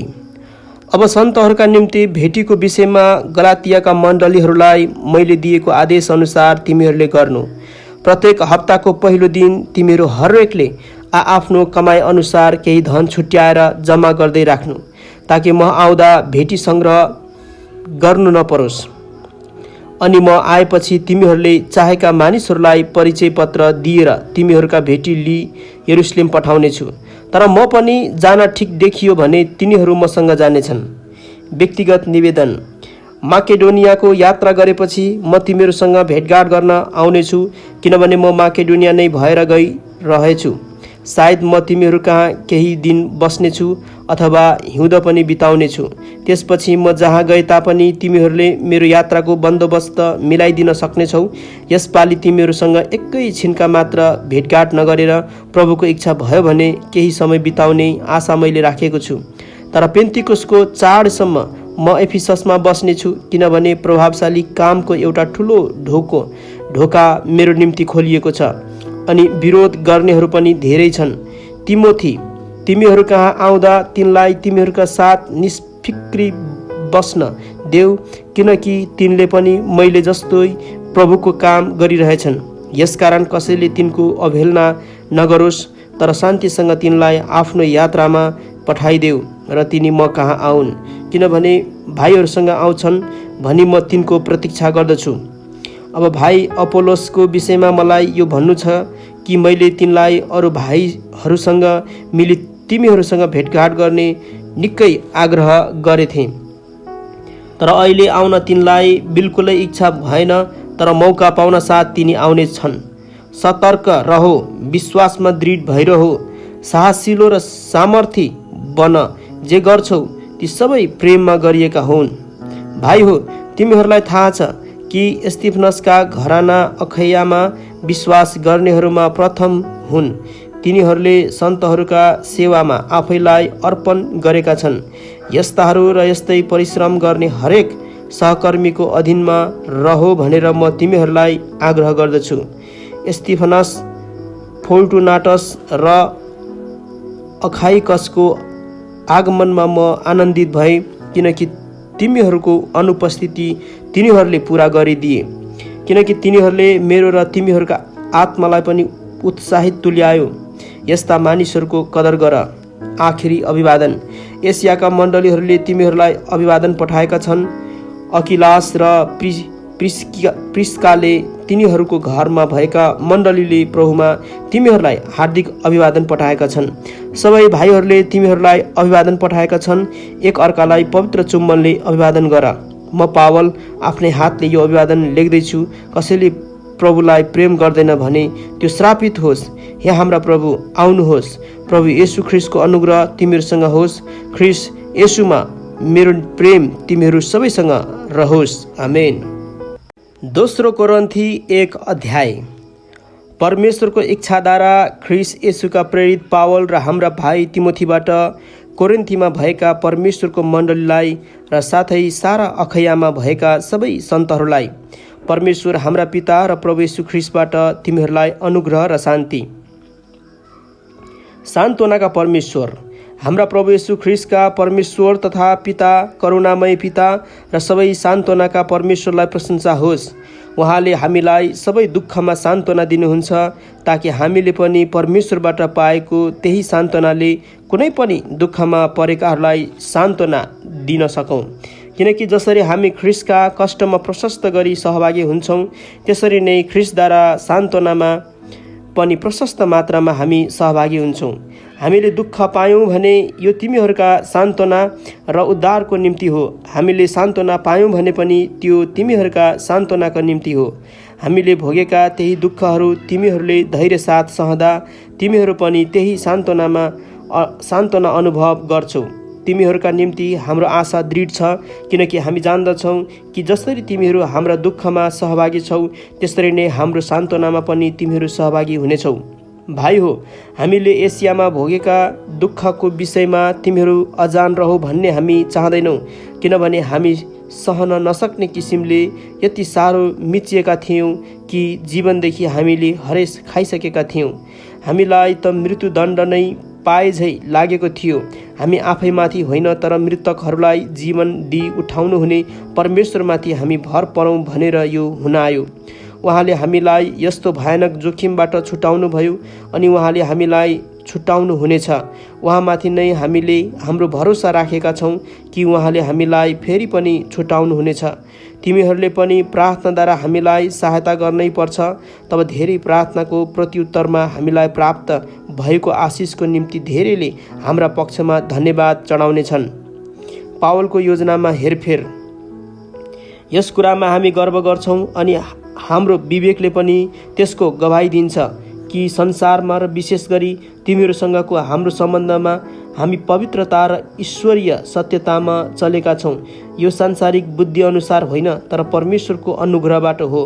किनकि तिमीहरूले पढ्न र बुझ्न नसक्ने केही कुरा हामी तिमीहरूलाई लेख्दैनौँ र म आशा गर्दछु कि तिमीहरूले पूर्ण रूपले बुझ्नेछौ कि जसरी तिमीहरूले हामीलाई केही मात्रामा बुझेका छौ त्यसरी नै हाम्रा प्रभु येशूको दिनमा तिमीहरूले हामीलाई सम्पूर्ण प्रकारले बुझ्नेछौ र तिमीहरू हाम्रा निम्ति गर्व गर्न सक्नेछौ जसरी हामी तिमीहरूका निम्ति गर्व गर्न सक्नेछौ। यो कुराको मलाई निश्चय भएको हुनाले तिमीहरूलाई दोहोरो फाइदा होस् भनेर तिमीहरू कहाँ पहिले आउने मैले इच्छा गरेँ। माकेडोनिया जाँदा तिमीहरू कहाँ आएर भेटघाट गर्न र माकेडोनियाबाट तिमीहरू कहाँ फर्किआउने र त्यहाँबाट यहुदियाको मेरो यात्रामा तिमीहरूले मलाई पठाइदिनेछौ भन्ने म चाहन्थेँ। यो गर्न चाहँदा मैले अस्थिरता देखाएँ र के मैले आफ्नो योजना बनाउँदा सांसारिक मानिसले जस्तो एउटै मुखले हो र होइन पनि भन्ने हुँ र? परमेश्वर विश्वासयोग्य हुनुभए झैँ हाम्रो वचन पनि हो र होइन भएको छैन। किनभने सिलास, तिमोथी र मैले तिमीहरूका बीचमा प्रचार गरेका परमेश्वरका पुत्र येशू ख्रीष्ट हो र होइन हुनुहुन्न थियो, तर उहाँमा सधैँ हो मात्र छ, किनकि परमेश्वरका सबै प्रतिज्ञाहरू उहाँमा हो हुन्छ। यसै कारण उहाँद्वारा परमेश्वरका महिमाको निम्ति हामी आमेन भन्छौँ। तर हामीलाई तिमीहरूसँग ख्रीष्टमा दरिला पार्नुहुने र हामीलाई अभिषेक गर्नुहुने परमेश्वर नै हुनुहुन्छ। उहाँले हामीमाथि आफ्नो छाप लाउनु भएको छ र हाम्रा हृदयमा बैनाको रूपमा पवित्र आत्मा दिनुभएको छ। परमेश्वर मेरो साक्षी हुनुहुन्छ कि तिमीहरूलाई सजायबाट बचाउन म कोरिन्थीमा आइन। तिमीहरूको विश्वासमाथि हामी अधिकार जमाउन चाहँदैनौँ, तर तिमीहरूका आनन्दको निम्ति तिमीहरूसँग मिलेर काम गर्छौ, किनकि आफ्नो विश्वासमा तिमीहरू स्थिर छौ। दोस्रो कोरिन्थी 2 अध्याय। तिमीहरूलाई कष्ट दिन अर्कोपल्ट फेरि नआउने नै मैले निश्चय गरेँ, किनकि मैले तिमीहरूलाई दुखी तुल्याएँ भने मैले दुखी तुल्याएको त्यस मानिस बाहेक अरू कसले मलाई खुसी तुल्याउने र मैले जे कुरा लेखेँ त्यो यस हेतुले लेखेँ कि म आउँदा जुन व्यक्तिहरूद्वारा मैले आनन्द पाउनुपर्ने थियो तिनीहरूद्वारा म दुखित नहौँ, किनकि मेरो आनन्द तिमीहरू सबैको आनन्द हुन्छ भन्ने मलाई तिमीहरू सबैका बारे भरोसा थियो। किनभने तिमीहरूलाई दुखी तुल्याउन होइन, तर तिमीहरूप्रति भएको मेरो प्रशस्त प्रेम तिमीहरूले जान भनेर हृदयको धेरै पीडा र वेदनामा धेरै आँसु बगाउँदै मैले तिमीहरूलाई लेखेथेँ। पापको क्षमा। तर कसैले दुखी तुल्याएको छ भने उसले मलाई होइन, तर साह्रै कडा गरी नभन्ने हो भने तिमीहरू सबैलाई केही हदसम्म दुखी तुल्याएको छ, त्यस्तालाई बहुमतद्वारा दिएको सजाय यथेष्ट छ।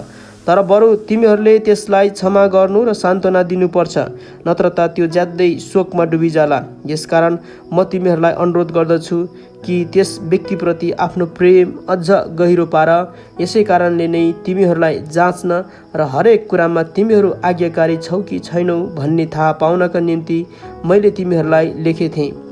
जसलाई तिमीहरू क्षमा गर्छौ म पनि क्षमा गर्छु। यदि मैले कसैलाई केही कुरामा क्षमा गरेको छु भने तिमीहरूकै खातिर ख्रीष्टको उपस्थितिमा क्षमा गरेको छु, ताकि शैतानले हामीलाई फसाउन नपाओस्, किनकि त्यसका युक्तिहरूका विषयमा हामी अजान छैनौँ। नयाँ करारका सेवकहरू।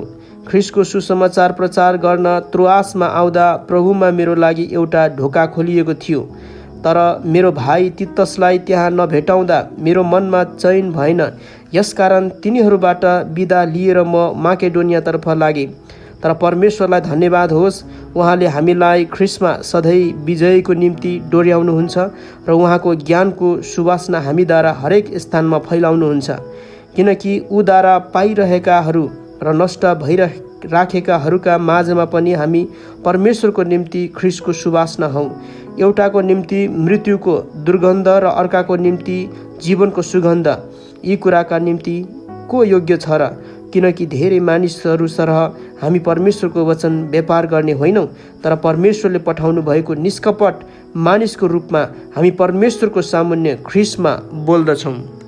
दोस्रो कोरिन्थी 3 अध्याय। के फेरि हामी आफ्नै तारिफ गर्न लागेका छौँ?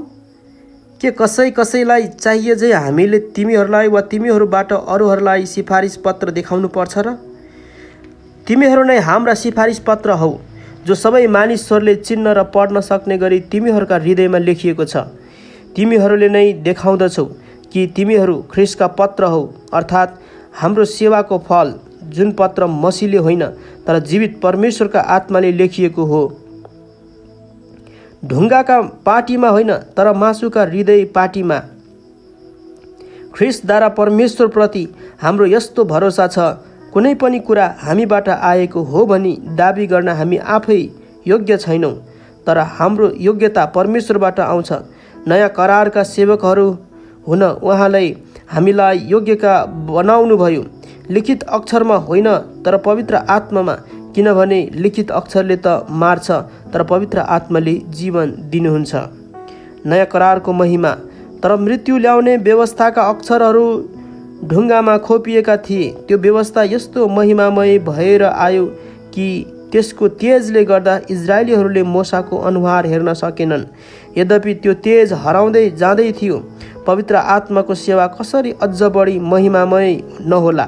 किनभने दोषी ठहराउने व्यवस्था महिमामय थियो भने धर्मी ठहराउने सेवा ज्यादै बढी महिमामय हुन्छ।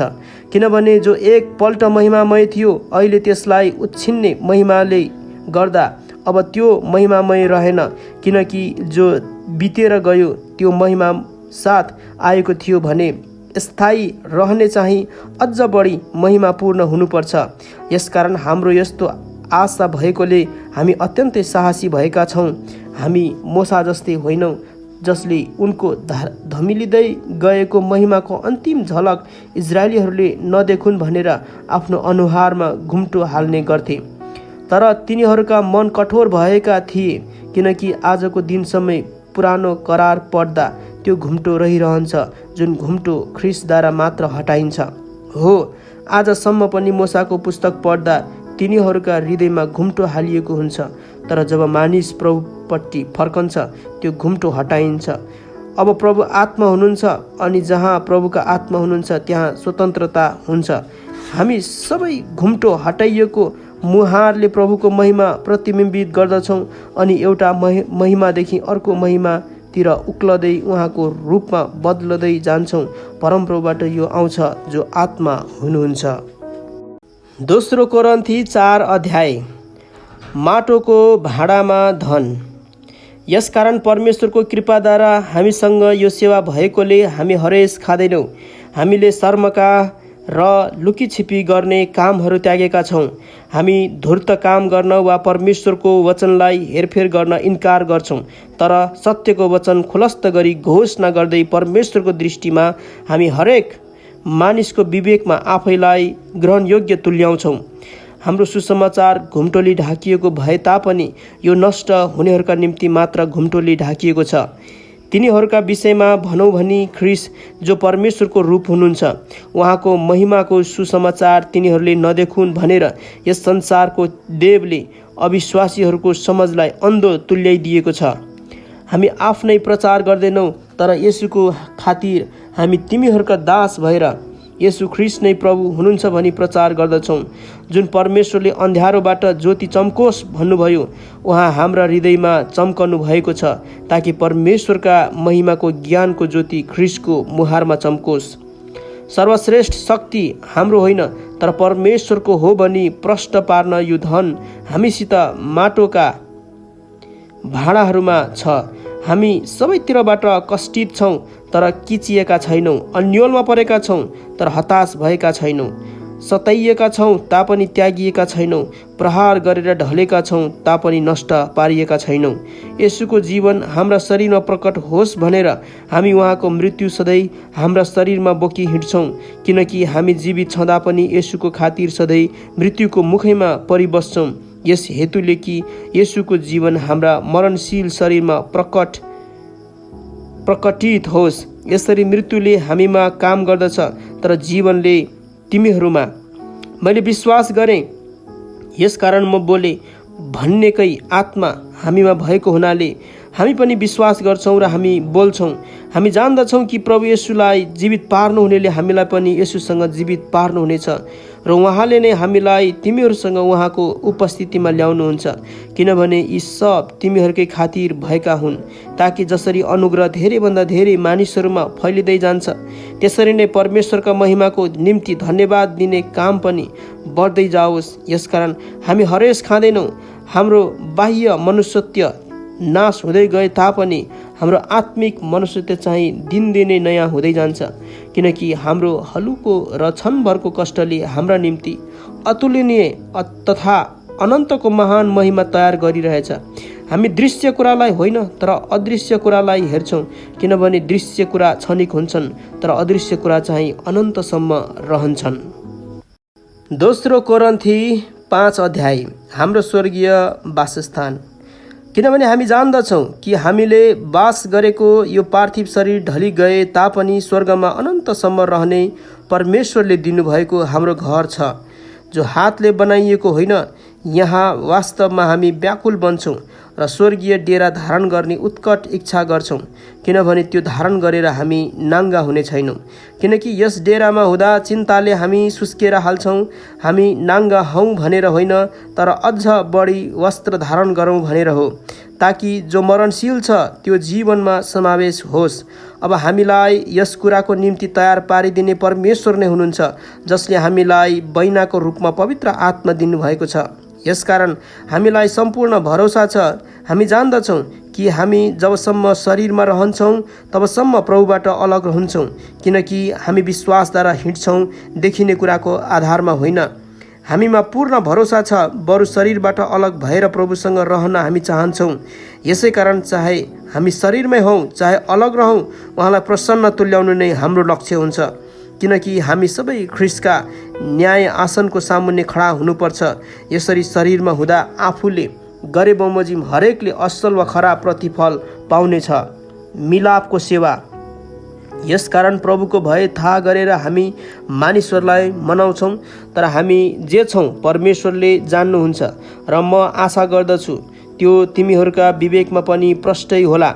हामी फेरि तिमीहरूका सामु आफ्नो तारिफ गर्दैनौँ, तर तिनीहरूलाई हामीमा गर्व गर्ने मौका दिइरहेछौँ, ताकि तिमीहरूले तिनीहरूलाई जवाफ दिन सक, जसले मानिसका हृदयको कुरामा होइन तर बाहिरी कुरामा घमण्ड गर्छन्। यदि हाम्रो होस ठेगानामा छैन भने यो परमेश्वरको निम्ति हो, अनि यदि हामी ठिक होसमा छौँ भने यो तिमीहरूका निम्ति हो। ख्रिस्टको प्रेमले हामीलाई बाध्य गराउँछ, किनभने हामीलाई यो निश्चय छ कि सबैका निम्ति एकजना मर्नु भएको हुनाले सबै मरे। उहाँ सबैका निम्ति मर्नुभयो, ताकि बाँच्नेहरू अब उसो आफ्नै निम्ति बाँच्ने होइन, तर उहाँको निम्ति बाँचुन्, जो तिनीहरूका खातिर मर्नुभयो र फेरि जीवित पारी उठाइनुभयो। यसरी अब उपरान्त हामी कसैलाई मानिसको दृष्टिकोणले हेर्दैनौँ। हामीले ख्रिस्टलाई एक समय मानिसको दृष्टिकोणले हेरेका थियौँ, तर उपरान्त उहाँलाई त्यसरी हेर्ने छैनौँ।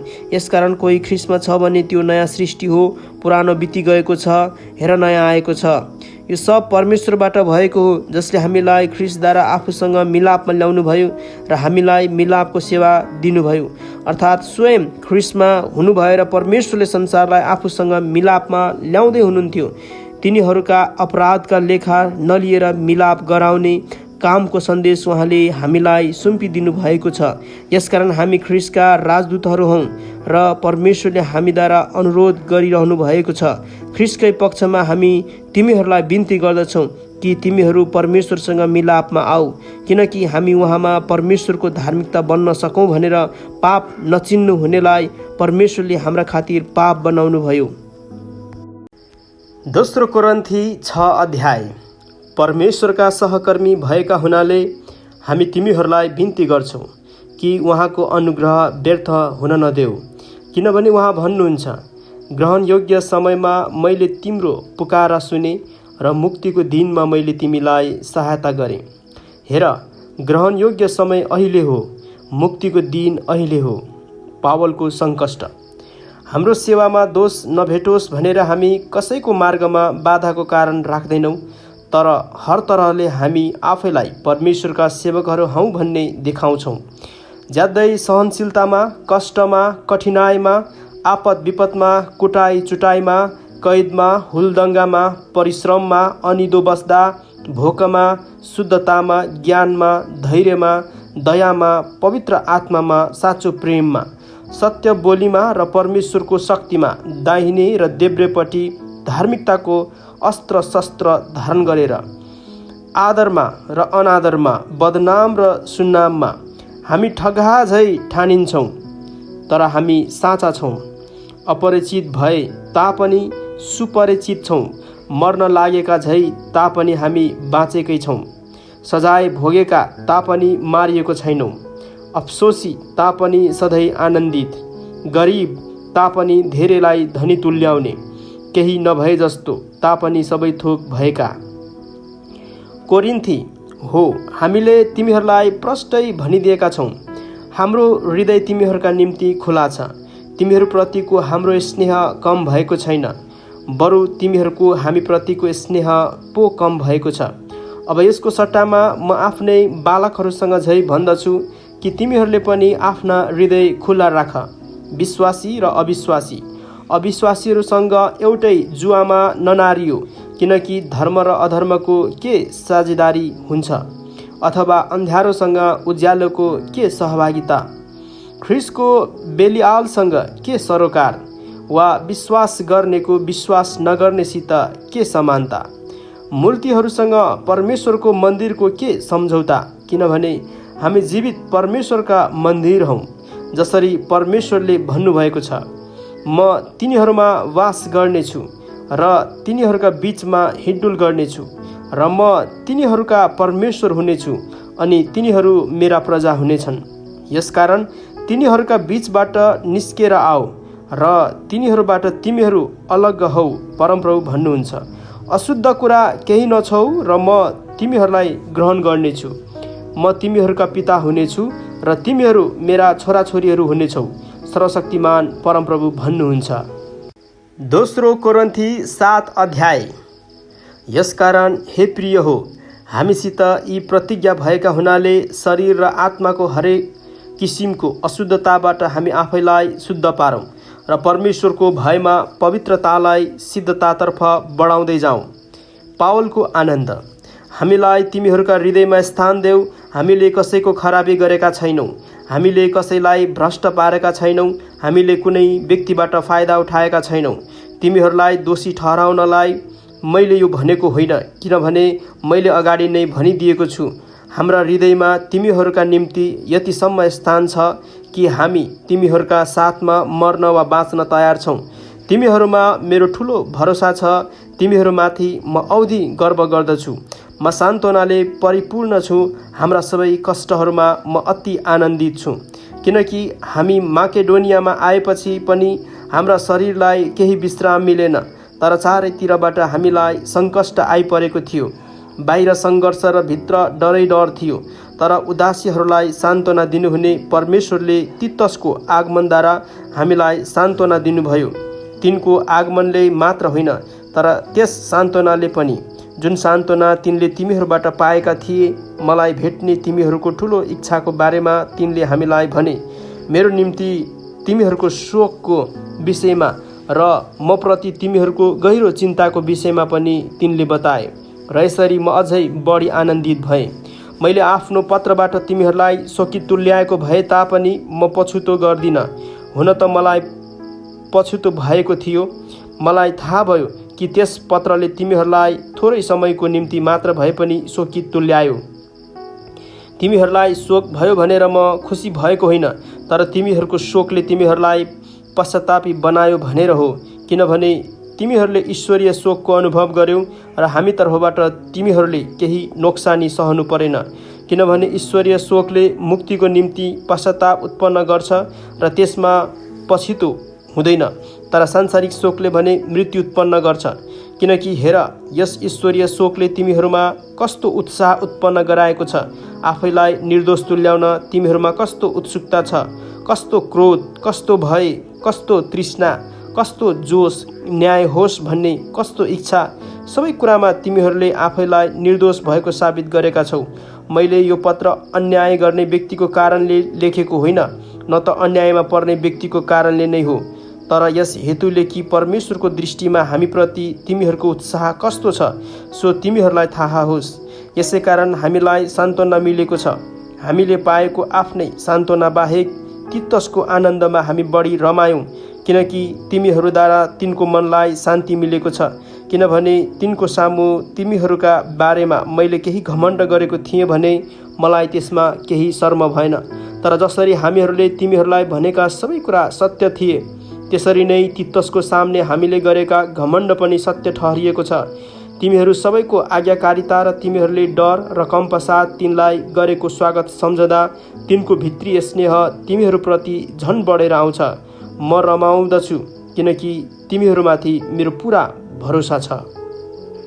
दोस्रो कोरिन्थी 8 अध्याय। उद्धारताको निम्ति प्रोत्साहन।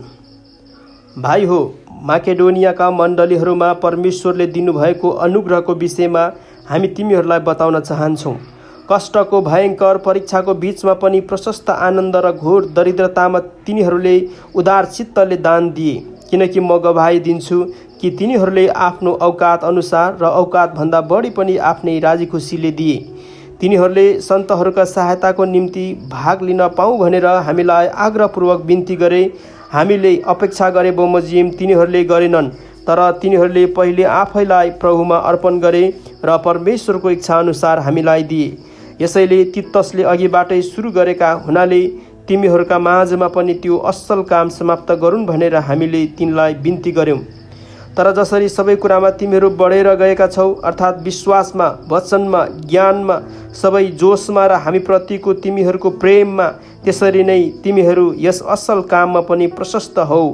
मैले यो आज्ञाको रूपमा भनेको होइन, तर अरूहरूको जोससँग तुलना गरेर तिमीहरूको प्रेम पनि साँचो हो भन्ने प्रमाणित गर्नलाई मैले यो भनेको हुँ। किनकि हाम्रा प्रभु येशू ख्रीष्टको अनुग्रह तिमीहरूलाई थाहा छ।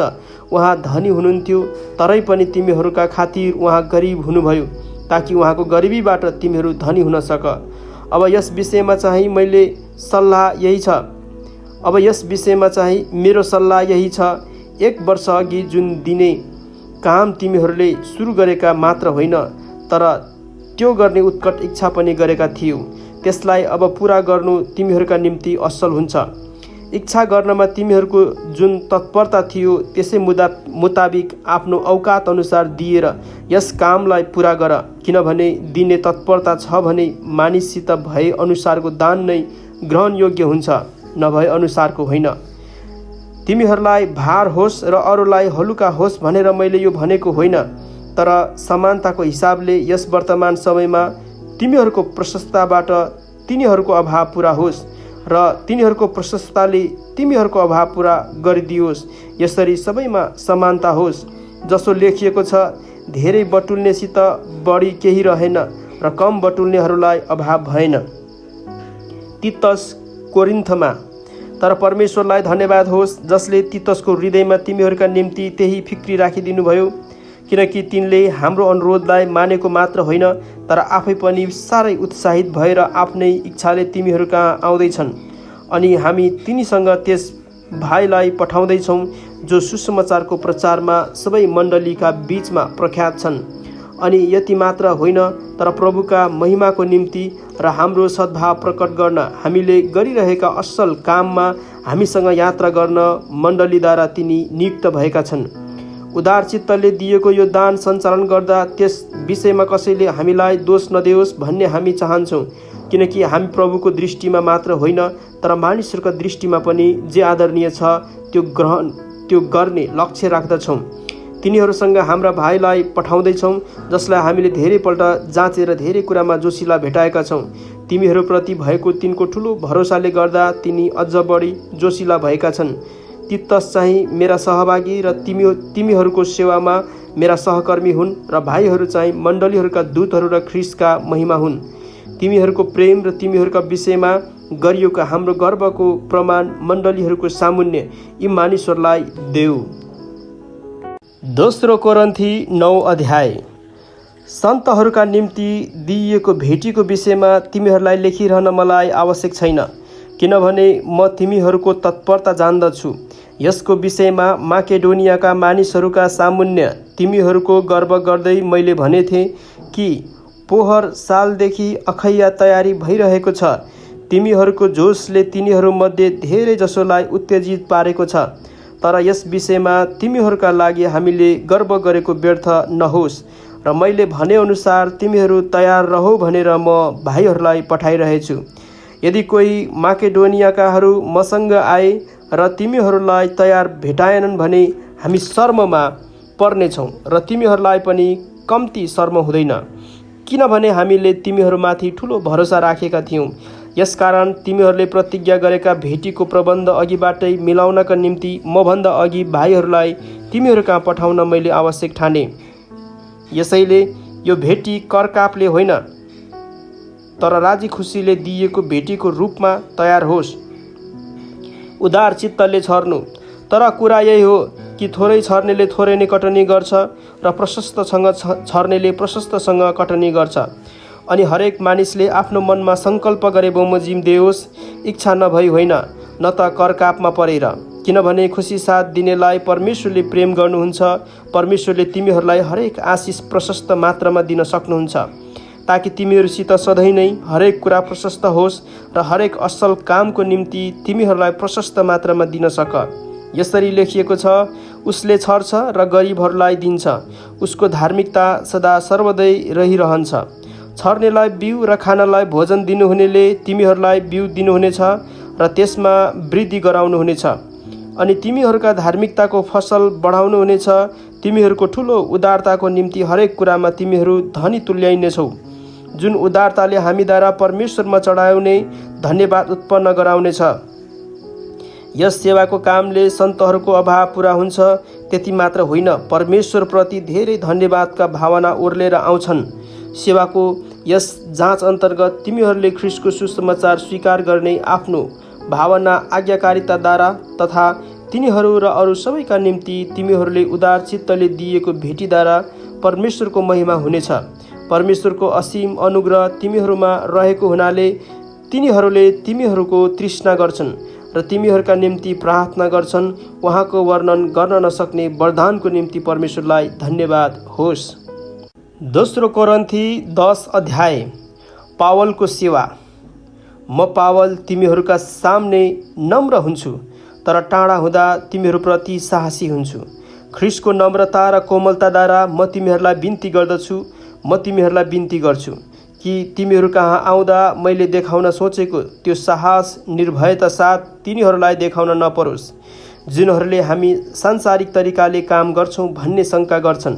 किनभने हामी संसारका हौँ तापनि सांसारिक लडाइँ त लड्दैनौँ, किनकि हाम्रो युद्धका अस्त्र शस्त्र सांसारिक होइनन्, तर किल्लाहरू नाश गर्ने ईश्वरीय सामर्थ्य तिनमा छ। परमेश्वरका ज्ञानको विरुद्धमा खडा हुने बहसहरू र हरेक अहङ्कारपूर्ण बाधालाई हामी नाश गर्छौँ र हरेक विचारलाई ख्रीष्टको आज्ञा पालन गर्नलाई बसमा पार्छौँ। तिमीहरूको आज्ञाकारिता पुरा भएपछि हरेक अनाज्ञाकारितालाई दण्ड दिन हामी तयार बस्नेछौँ। तिमीहरू आँखाकै सामुन्ने भएका थोकलाई हेर। कुनै मानिसलाई यो भरोसा छ कि त्यो ख्रीष्टको हो भने आफैलाई याद दिलाओस् कि जस्तो त्यो ख्रीष्टको हो हामी पनि ख्रीष्टका नै हौँ। किनकि हाम्रो अधिकारको विषयमा मैले केही ज्यादै नै घमण्ड गरे भने पनि म शर्ममा पर्ने छैन, किनकि यो अधिकार तिमीहरूका बिगारको निम्ति होइन तर तिमीहरूका सुधारको निम्ति प्रभुले दिनुभएको छ। मैले तिमीहरूलाई लेखेका पत्रहरू तिमीहरूलाई डर देखाउनलाई हो भन्ने नठान, किनकि तिनीहरू भन्छन् त्यसका चिठ्ठीहरू गहकिला र प्रभावशाली हुन्छन्, तर त्यो आफै उपस्थित हुँदा चाहिँ त्यो कमजोर हुन्छ र त्यसको वचनको केही महत्त्व नै हुँदैन। त्यस्ता मानिसहरूले यो याद राखुन् कि हामी आफ्नो अनुपस्थितिमा पत्रहरूद्वारा जे भन्छौँ उपस्थित हुँदा पनि सोही काम गर्छौँ। आफ्नो तारिफ आफैले गर्ने कुनै कुनै व्यक्तिहरूसँग हामी आफैलाई एकै श्रेणीमा राख्न अथवा आफैलाई तिनीहरूसँग दाँज्न हामी साहस गर्दैनौँ, तर तिनीहरू आफूले आफैलाई एक अर्कासँग नापेर हेर्दा अथवा दाँच्दा तिनीहरू बेसमझका हुन्छन्। हामी सीमा नागेर गर्व गर्दैनौँ, तर तिमीहरूसम्मै पुग्नका निम्ति परमेश्वरले हामीलाई तोकिदिनु भएको सीमाभित्र नै रहनेछौँ।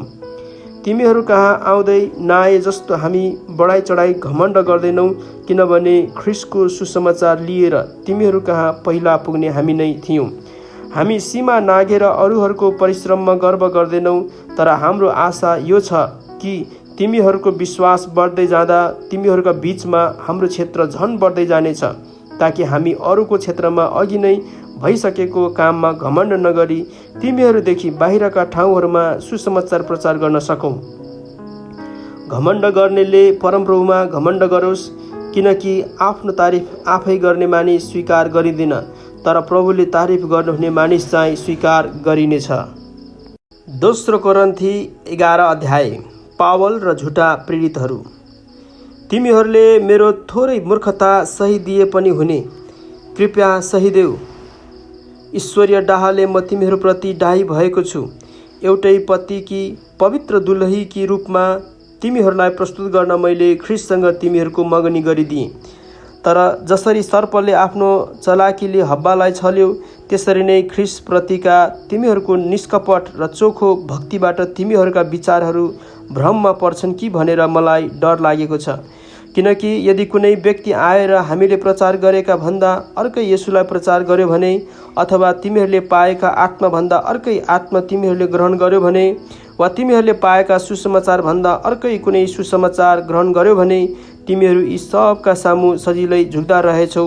कुनै कुरामा म ती सर्वोच्च प्रेरितहरूभन्दा कति पनि कम छैन। म सिपालु वक्ता नभए तापनि ममा ज्ञानको कमी छैन।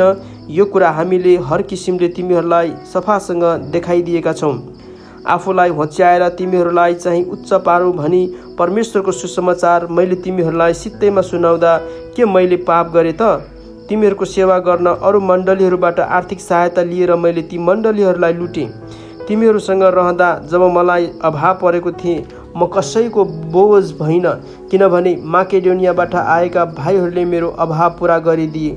यसैले कुनै किसिमले तिमीहरूमाथि बोझ पर्ला कि भनेर मैले आफैलाई रोकेँ र पछि पनि रोक्नेछु। ख्रिस्टको सत्यता ममा छ र अखैयाका इलाकाहरूमा मेरो यस गर्वलाई कसैले रोक्न सक्ने छैन। किन? के म तिमीहरूलाई प्रेम गर्दिनँ भनेर हो र? परमेश्वर जान्नुहुन्छ कि म तिमीहरूलाई प्रेम गर्छु। म जे काम गरिरहेछु सो गरि नै रहनेछु, ताकि ती मानिसहरूको दाबीलाई काट्न सकूँ जुनहरूले धोका धाकसँग गरेका सेवा कर्मलाई हाम्रै समान छ भनी भन्छन्। किनकि त्यस्ता मानिसहरू झुटा प्रेरितहरू र छली काम गर्नेहरू हुन् र ख्रिस्टका प्रेरितहरूको भेष लगाएर हिँड्नेहरू मात्र हुन्। र यो कुनै अचम्मको कुरा होइन, किनकि शैतानले पनि ज्योतिर्मय स्वर्गदूतहरूको भेष धारण गर्छ। यसकारण यो कुनै अनौठो कुरा होइन कि त्यसका दासहरूले पनि धार्मिकताको दासहरूका रूपमा आफ्नो भेष बदल्छन्। तिनीहरूको अन्त्य तिनीहरूका काम अनुसार हुन्छन्। पावलका कष्टहरू। म फेरि भन्दछु, कुनै मानिसले मलाई मूर्ख नसम्झोस्, तर तिमीहरू त्यस्तो सम्झन्छौ भने पनि मूर्खलाई झै मलाई ग्रहण गर, ताकि म पनि केही घमण्ड गर्न सकूँ। मेरो यस घमण्डको निश्चयमा म प्रभुको अधिकारमा होइन, तर मूर्ख झै बोलिरहेछु। धेरैले सांसारिक कुराहरूमा घमण्ड गरेका हुनाले म पनि घमण्ड गर्दछु। तिमीहरू आफै यति बुद्धिमान भएछौ कि खुसी साथ मूर्खहरूलाई सहँदा रहेछौ। किनकि यदि कुनै मानिसले तिमीहरूलाई कमारा तुल्याउँछ वा तिमीहरूलाई आफ्नो शिकार बनाउँछ वा तिमीहरूबाट फाइदा उठाउँछ अथवा धाक जमाउँछ वा तिमीहरूलाई मुखैमा थप्पड लाउँछ भने पनि तिमीहरू सब सहँदा रहेछौ। म लज्जित भएर स्वीकार गर्छु कि हामीले चाहिँ यी सब सहन सकेनौँ। तर कसैले कुनै कुरामा घमण्ड गर्छ भने म पनि ती कुरामा घमण्ड गर्छु। हो, म मूर्ख झै बोल्दैछु। के तिनीहरू हिब्रू हुन्? म पनि हुँ। के तिनीहरू अब्राहमका सन्तान हुन्? म पनि हुँ। के तिनीहरू ख्रिस्टका सेवक हुन्? म अझ असल सेवक हुँ। पागल झै म बोलिरहेछु। मैले ज्यादै परिश्रम गरेँ, कैदमा अझ धेरै पल्ट परेँ, अनगिन्ती कोर्रा खाएँ, मृत्युको मुखमा बारम्बार परेँ। 5 पल्ट मैले यहुदीहरूका हातबाट 1 कम 40 गरी कोर्रा खाएँ। 3 पल्ट मलाई लौराले पिटे, 1 पल्ट ढुङ्गाले हाने, 3 पल्ट म चढेको जहाज ध्वस्त भयो। 1 दिन 1 रात मैले समुद्रमा नै बिताएको छु। मेरो बारम्बारको यात्रामा म नदीहरूका जोखिममा परे, डाकुहरूका जोखिममा, आफ्नै जातिका मानिसहरूको जोखिममा, अन्य जातिहरूको जोखिममा, सहरको जोखिममा, उजाड स्थानको जोखिममा, समुद्रको जोखिममा, झुटा भाइहरूबाट आउने जोखिममा, परिश्रममा र कष्टमा, कति अनिदो रातमा, भोक र प्यासमा, बारम्बार उपवासमा, ठन्डी र नगन्नतामा परे अनि अरू कुराहरू बाहेक सबै मण्डलीहरूका फिक्रीको बोझ म माथि छ। को दुर्बल छ र म चाहिँ छैन? को पापमा फसाइएको छ र म चाहिँ व्याकुल हुँदिन? मैले गर्व गर्नु नै पर्ने हो भने म आफ्नो कमजोरी देखाउने कुराहरूमा गर्व गर्नेछु। प्रभु येशूका परमेश्वर र पिता जो सदा सर्वदा धन्य हुनुहुन्छ, उहाँले जान्नुहुन्छ कि म ढाँट्दिन। दमस्कसमा अरितस राजाका हाकिमले मलाई पक्रन दमस्कस सहरमा पहरा राखेका थिए, तर पर्खालको एउटा झ्यालबाट डालोमा राखेर मलाई तल झारिदिएको हुनाले म तिनका हातबाट उम्के। दोस्रो कोरिन्थी 12 अध्याय। पावलको दर्शन र तिनको काँडो। मैले गर्व गर्नै पर्छ, तर यसबाट लाभ केही नभए तापनि प्रभुबाट पाएका दर्शनहरू र प्रकाशहरूका कुरा म गरिरहेछु। ख्रिस्टमा म एकजना मानिसलाई चिन्दछु जो 14 वर्ष अघि तेस्रो स्वर्गसम्म उचाली लगियो। ऊ शरीरमै लगियो कि शरीर बिनै सो म जान्दिन, परमेश्वर जान्नुहुन्छ।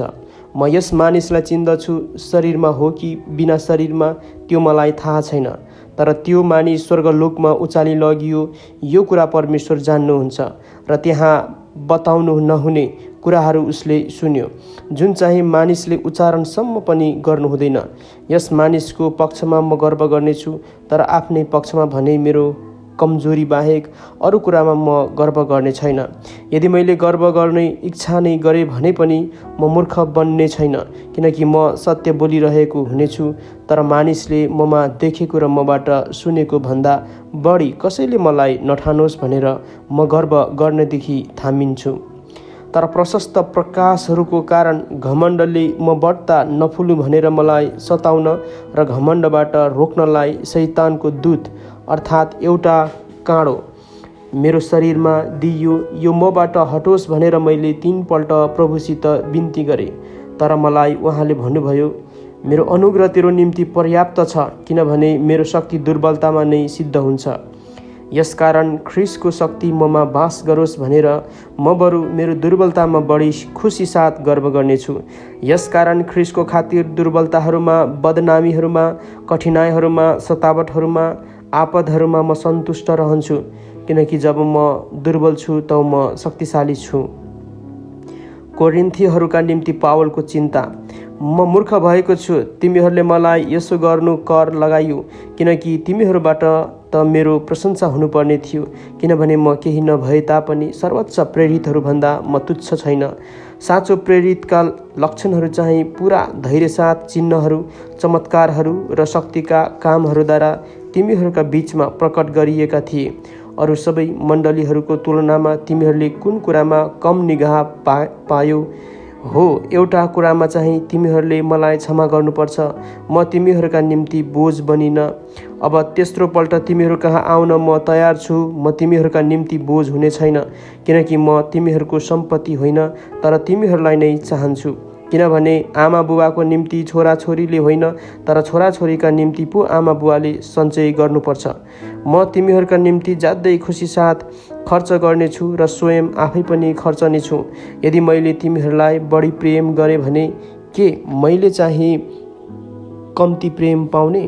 मैले तिमीहरूलाई बोझ बोकाइन, यो ठिकै हो, तर मैले चलाकी गरेर तिमीहरूलाई फसाएँ भनी तिमीहरू भन्छौ।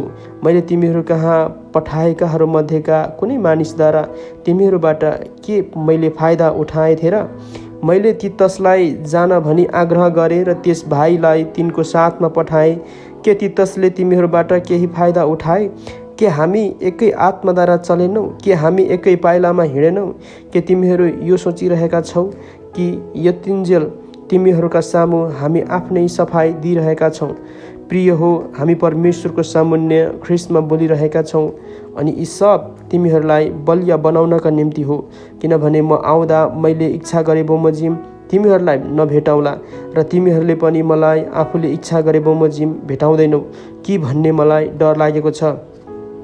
सायद त्यहाँ झगडा, डाहा, क्रोध, स्वार्थ, बदख्वाई, निन्दु, चर्चो, अभिमान र गोलमाल हुन्छ होला। मलाई डर लाग्छ कि म फेरि आउँदा मेरो परमेश्वरले मलाई तिमीहरूका सामुन्य होच्याइदिनुहुनेछ र धेरैजनाका निम्ति मैले शोक गर्नुपर्नेछ, जुनहरूले अघि पाप गरेका थिए र आफूले गरेका अशुद्धता, व्यभिचार र छाडापनबाट पश्चाताप गरेका छैनन् होला।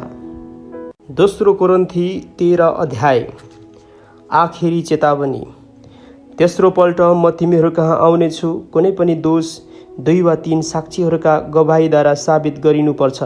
दोस्रो पटक तिमीहरूका बीचमा हुँदा मैले तिमीहरूलाई चेतावनी दिए जस्तै अब अनुपस्थिति हुँदा पनि म तिमीहरूलाई चेतावनी दिँदछु। म फेरि आउँदा अघि पाप गर्नेहरू र अरू कसैलाई पनि म छोड्ने छैन, किनकि ख्रीष्ट ममा बोल्नुहुन्छ भन्ने प्रमाण तिमीहरू चाहन्छौ। तिमीहरूसँगको व्यवहारमा उहाँ दुर्बल हुनुहुन्न, तर उहाँ तिमीहरूमा शक्तिशाली हुनुहुन्छ, किनभने दुर्बलतामा उहाँ क्रुसमा टाँगिनुभयो, तर परमेश्वरको शक्तिमा उहाँ जीवित हुनुहुन्छ। यसरी हामी उहाँसँग दुर्बल हुन्छौँ, तर तिमीहरूसँगको हाम्रो व्यवहारमा परमेश्वरको शक्तिद्वारा हामी उहाँसँग जिउनेछौँ। तिमीहरू विश्वासमा दरिला छौ कि छैनौ भनी आफैले आफैलाई जाँचेर हेर। आफैलाई जाँच, जाँचमा असफल भएनौ भने येशू ख्रीष्ट तिमीहरूमा हुनुहुन्छ भन्ने तिमीहरूलाई थाहा हुनुपर्ने हो। म आशा गर्दछु कि हामी असफल भएका छैनौँ भन्ने तिमीहरू थाहा पाउनेछौ, तर हामी परमेश्वरमा प्रार्थना गर्दछौँ कि तिमीहरू केही खराबी नगर। हामी जाँचमा उत्तीर्ण भएका जस्तो देखा पर्ने होइन, हामीहरू असफल भए जस्तो देखिए तापनि तिमीहरूले चाहिँ जे असल छ सो गर, किनकि हामी सत्यको विरुद्धमा केही गर्न सक्दैनौँ, केवल सत्यको निम्ति मात्र गर्न सक्छौँ। किनभने हामी दुर्बल हुँदा र तिमीहरू सामर्थ्य हुँदा हामी आनन्दित हुन्छौँ। तिमीहरूका प्रगतिको निम्ति नै हामी प्रार्थना गर्छौँ। तिमीहरूबाट अलग हुँदा म यो लेख्दैछु यस हेतुले कि तिमीहरू कहाँ आउँदा प्रभुले मलाई दिनुभएको अधिकार कठोरता साथ मैले प्रयोग गर्नु नपरोस्। त्यो त उहाँले बनाउनका निम्ति दिनुभएको हो, भत्काउनका निम्ति होइन। आखिरी अभिवादन। अन्त्यमा भाइ हो, अब बिदा पाऊ, सिद्धताको लक्ष्य राख, सान्त्वना पाऊ, एक अर्कासँग सहमत हौ, शान्तिमा रहो र प्रिय र शान्तिका परमेश्वर तिमीहरूसँग हुनुहुनेछ। एउटाले अर्कोलाई पवित्र चुम्बनले अभिवादन गर। सबै सन्तहरूले तिमीहरूलाई अभिवादन पठाएका छन्। प्रभु येशू ख्रीष्टको अनुग्रह, परमेश्वरको प्रेम र पवित्र आत्माको सङ्गति तिमीहरू सबैसँग रहुन्।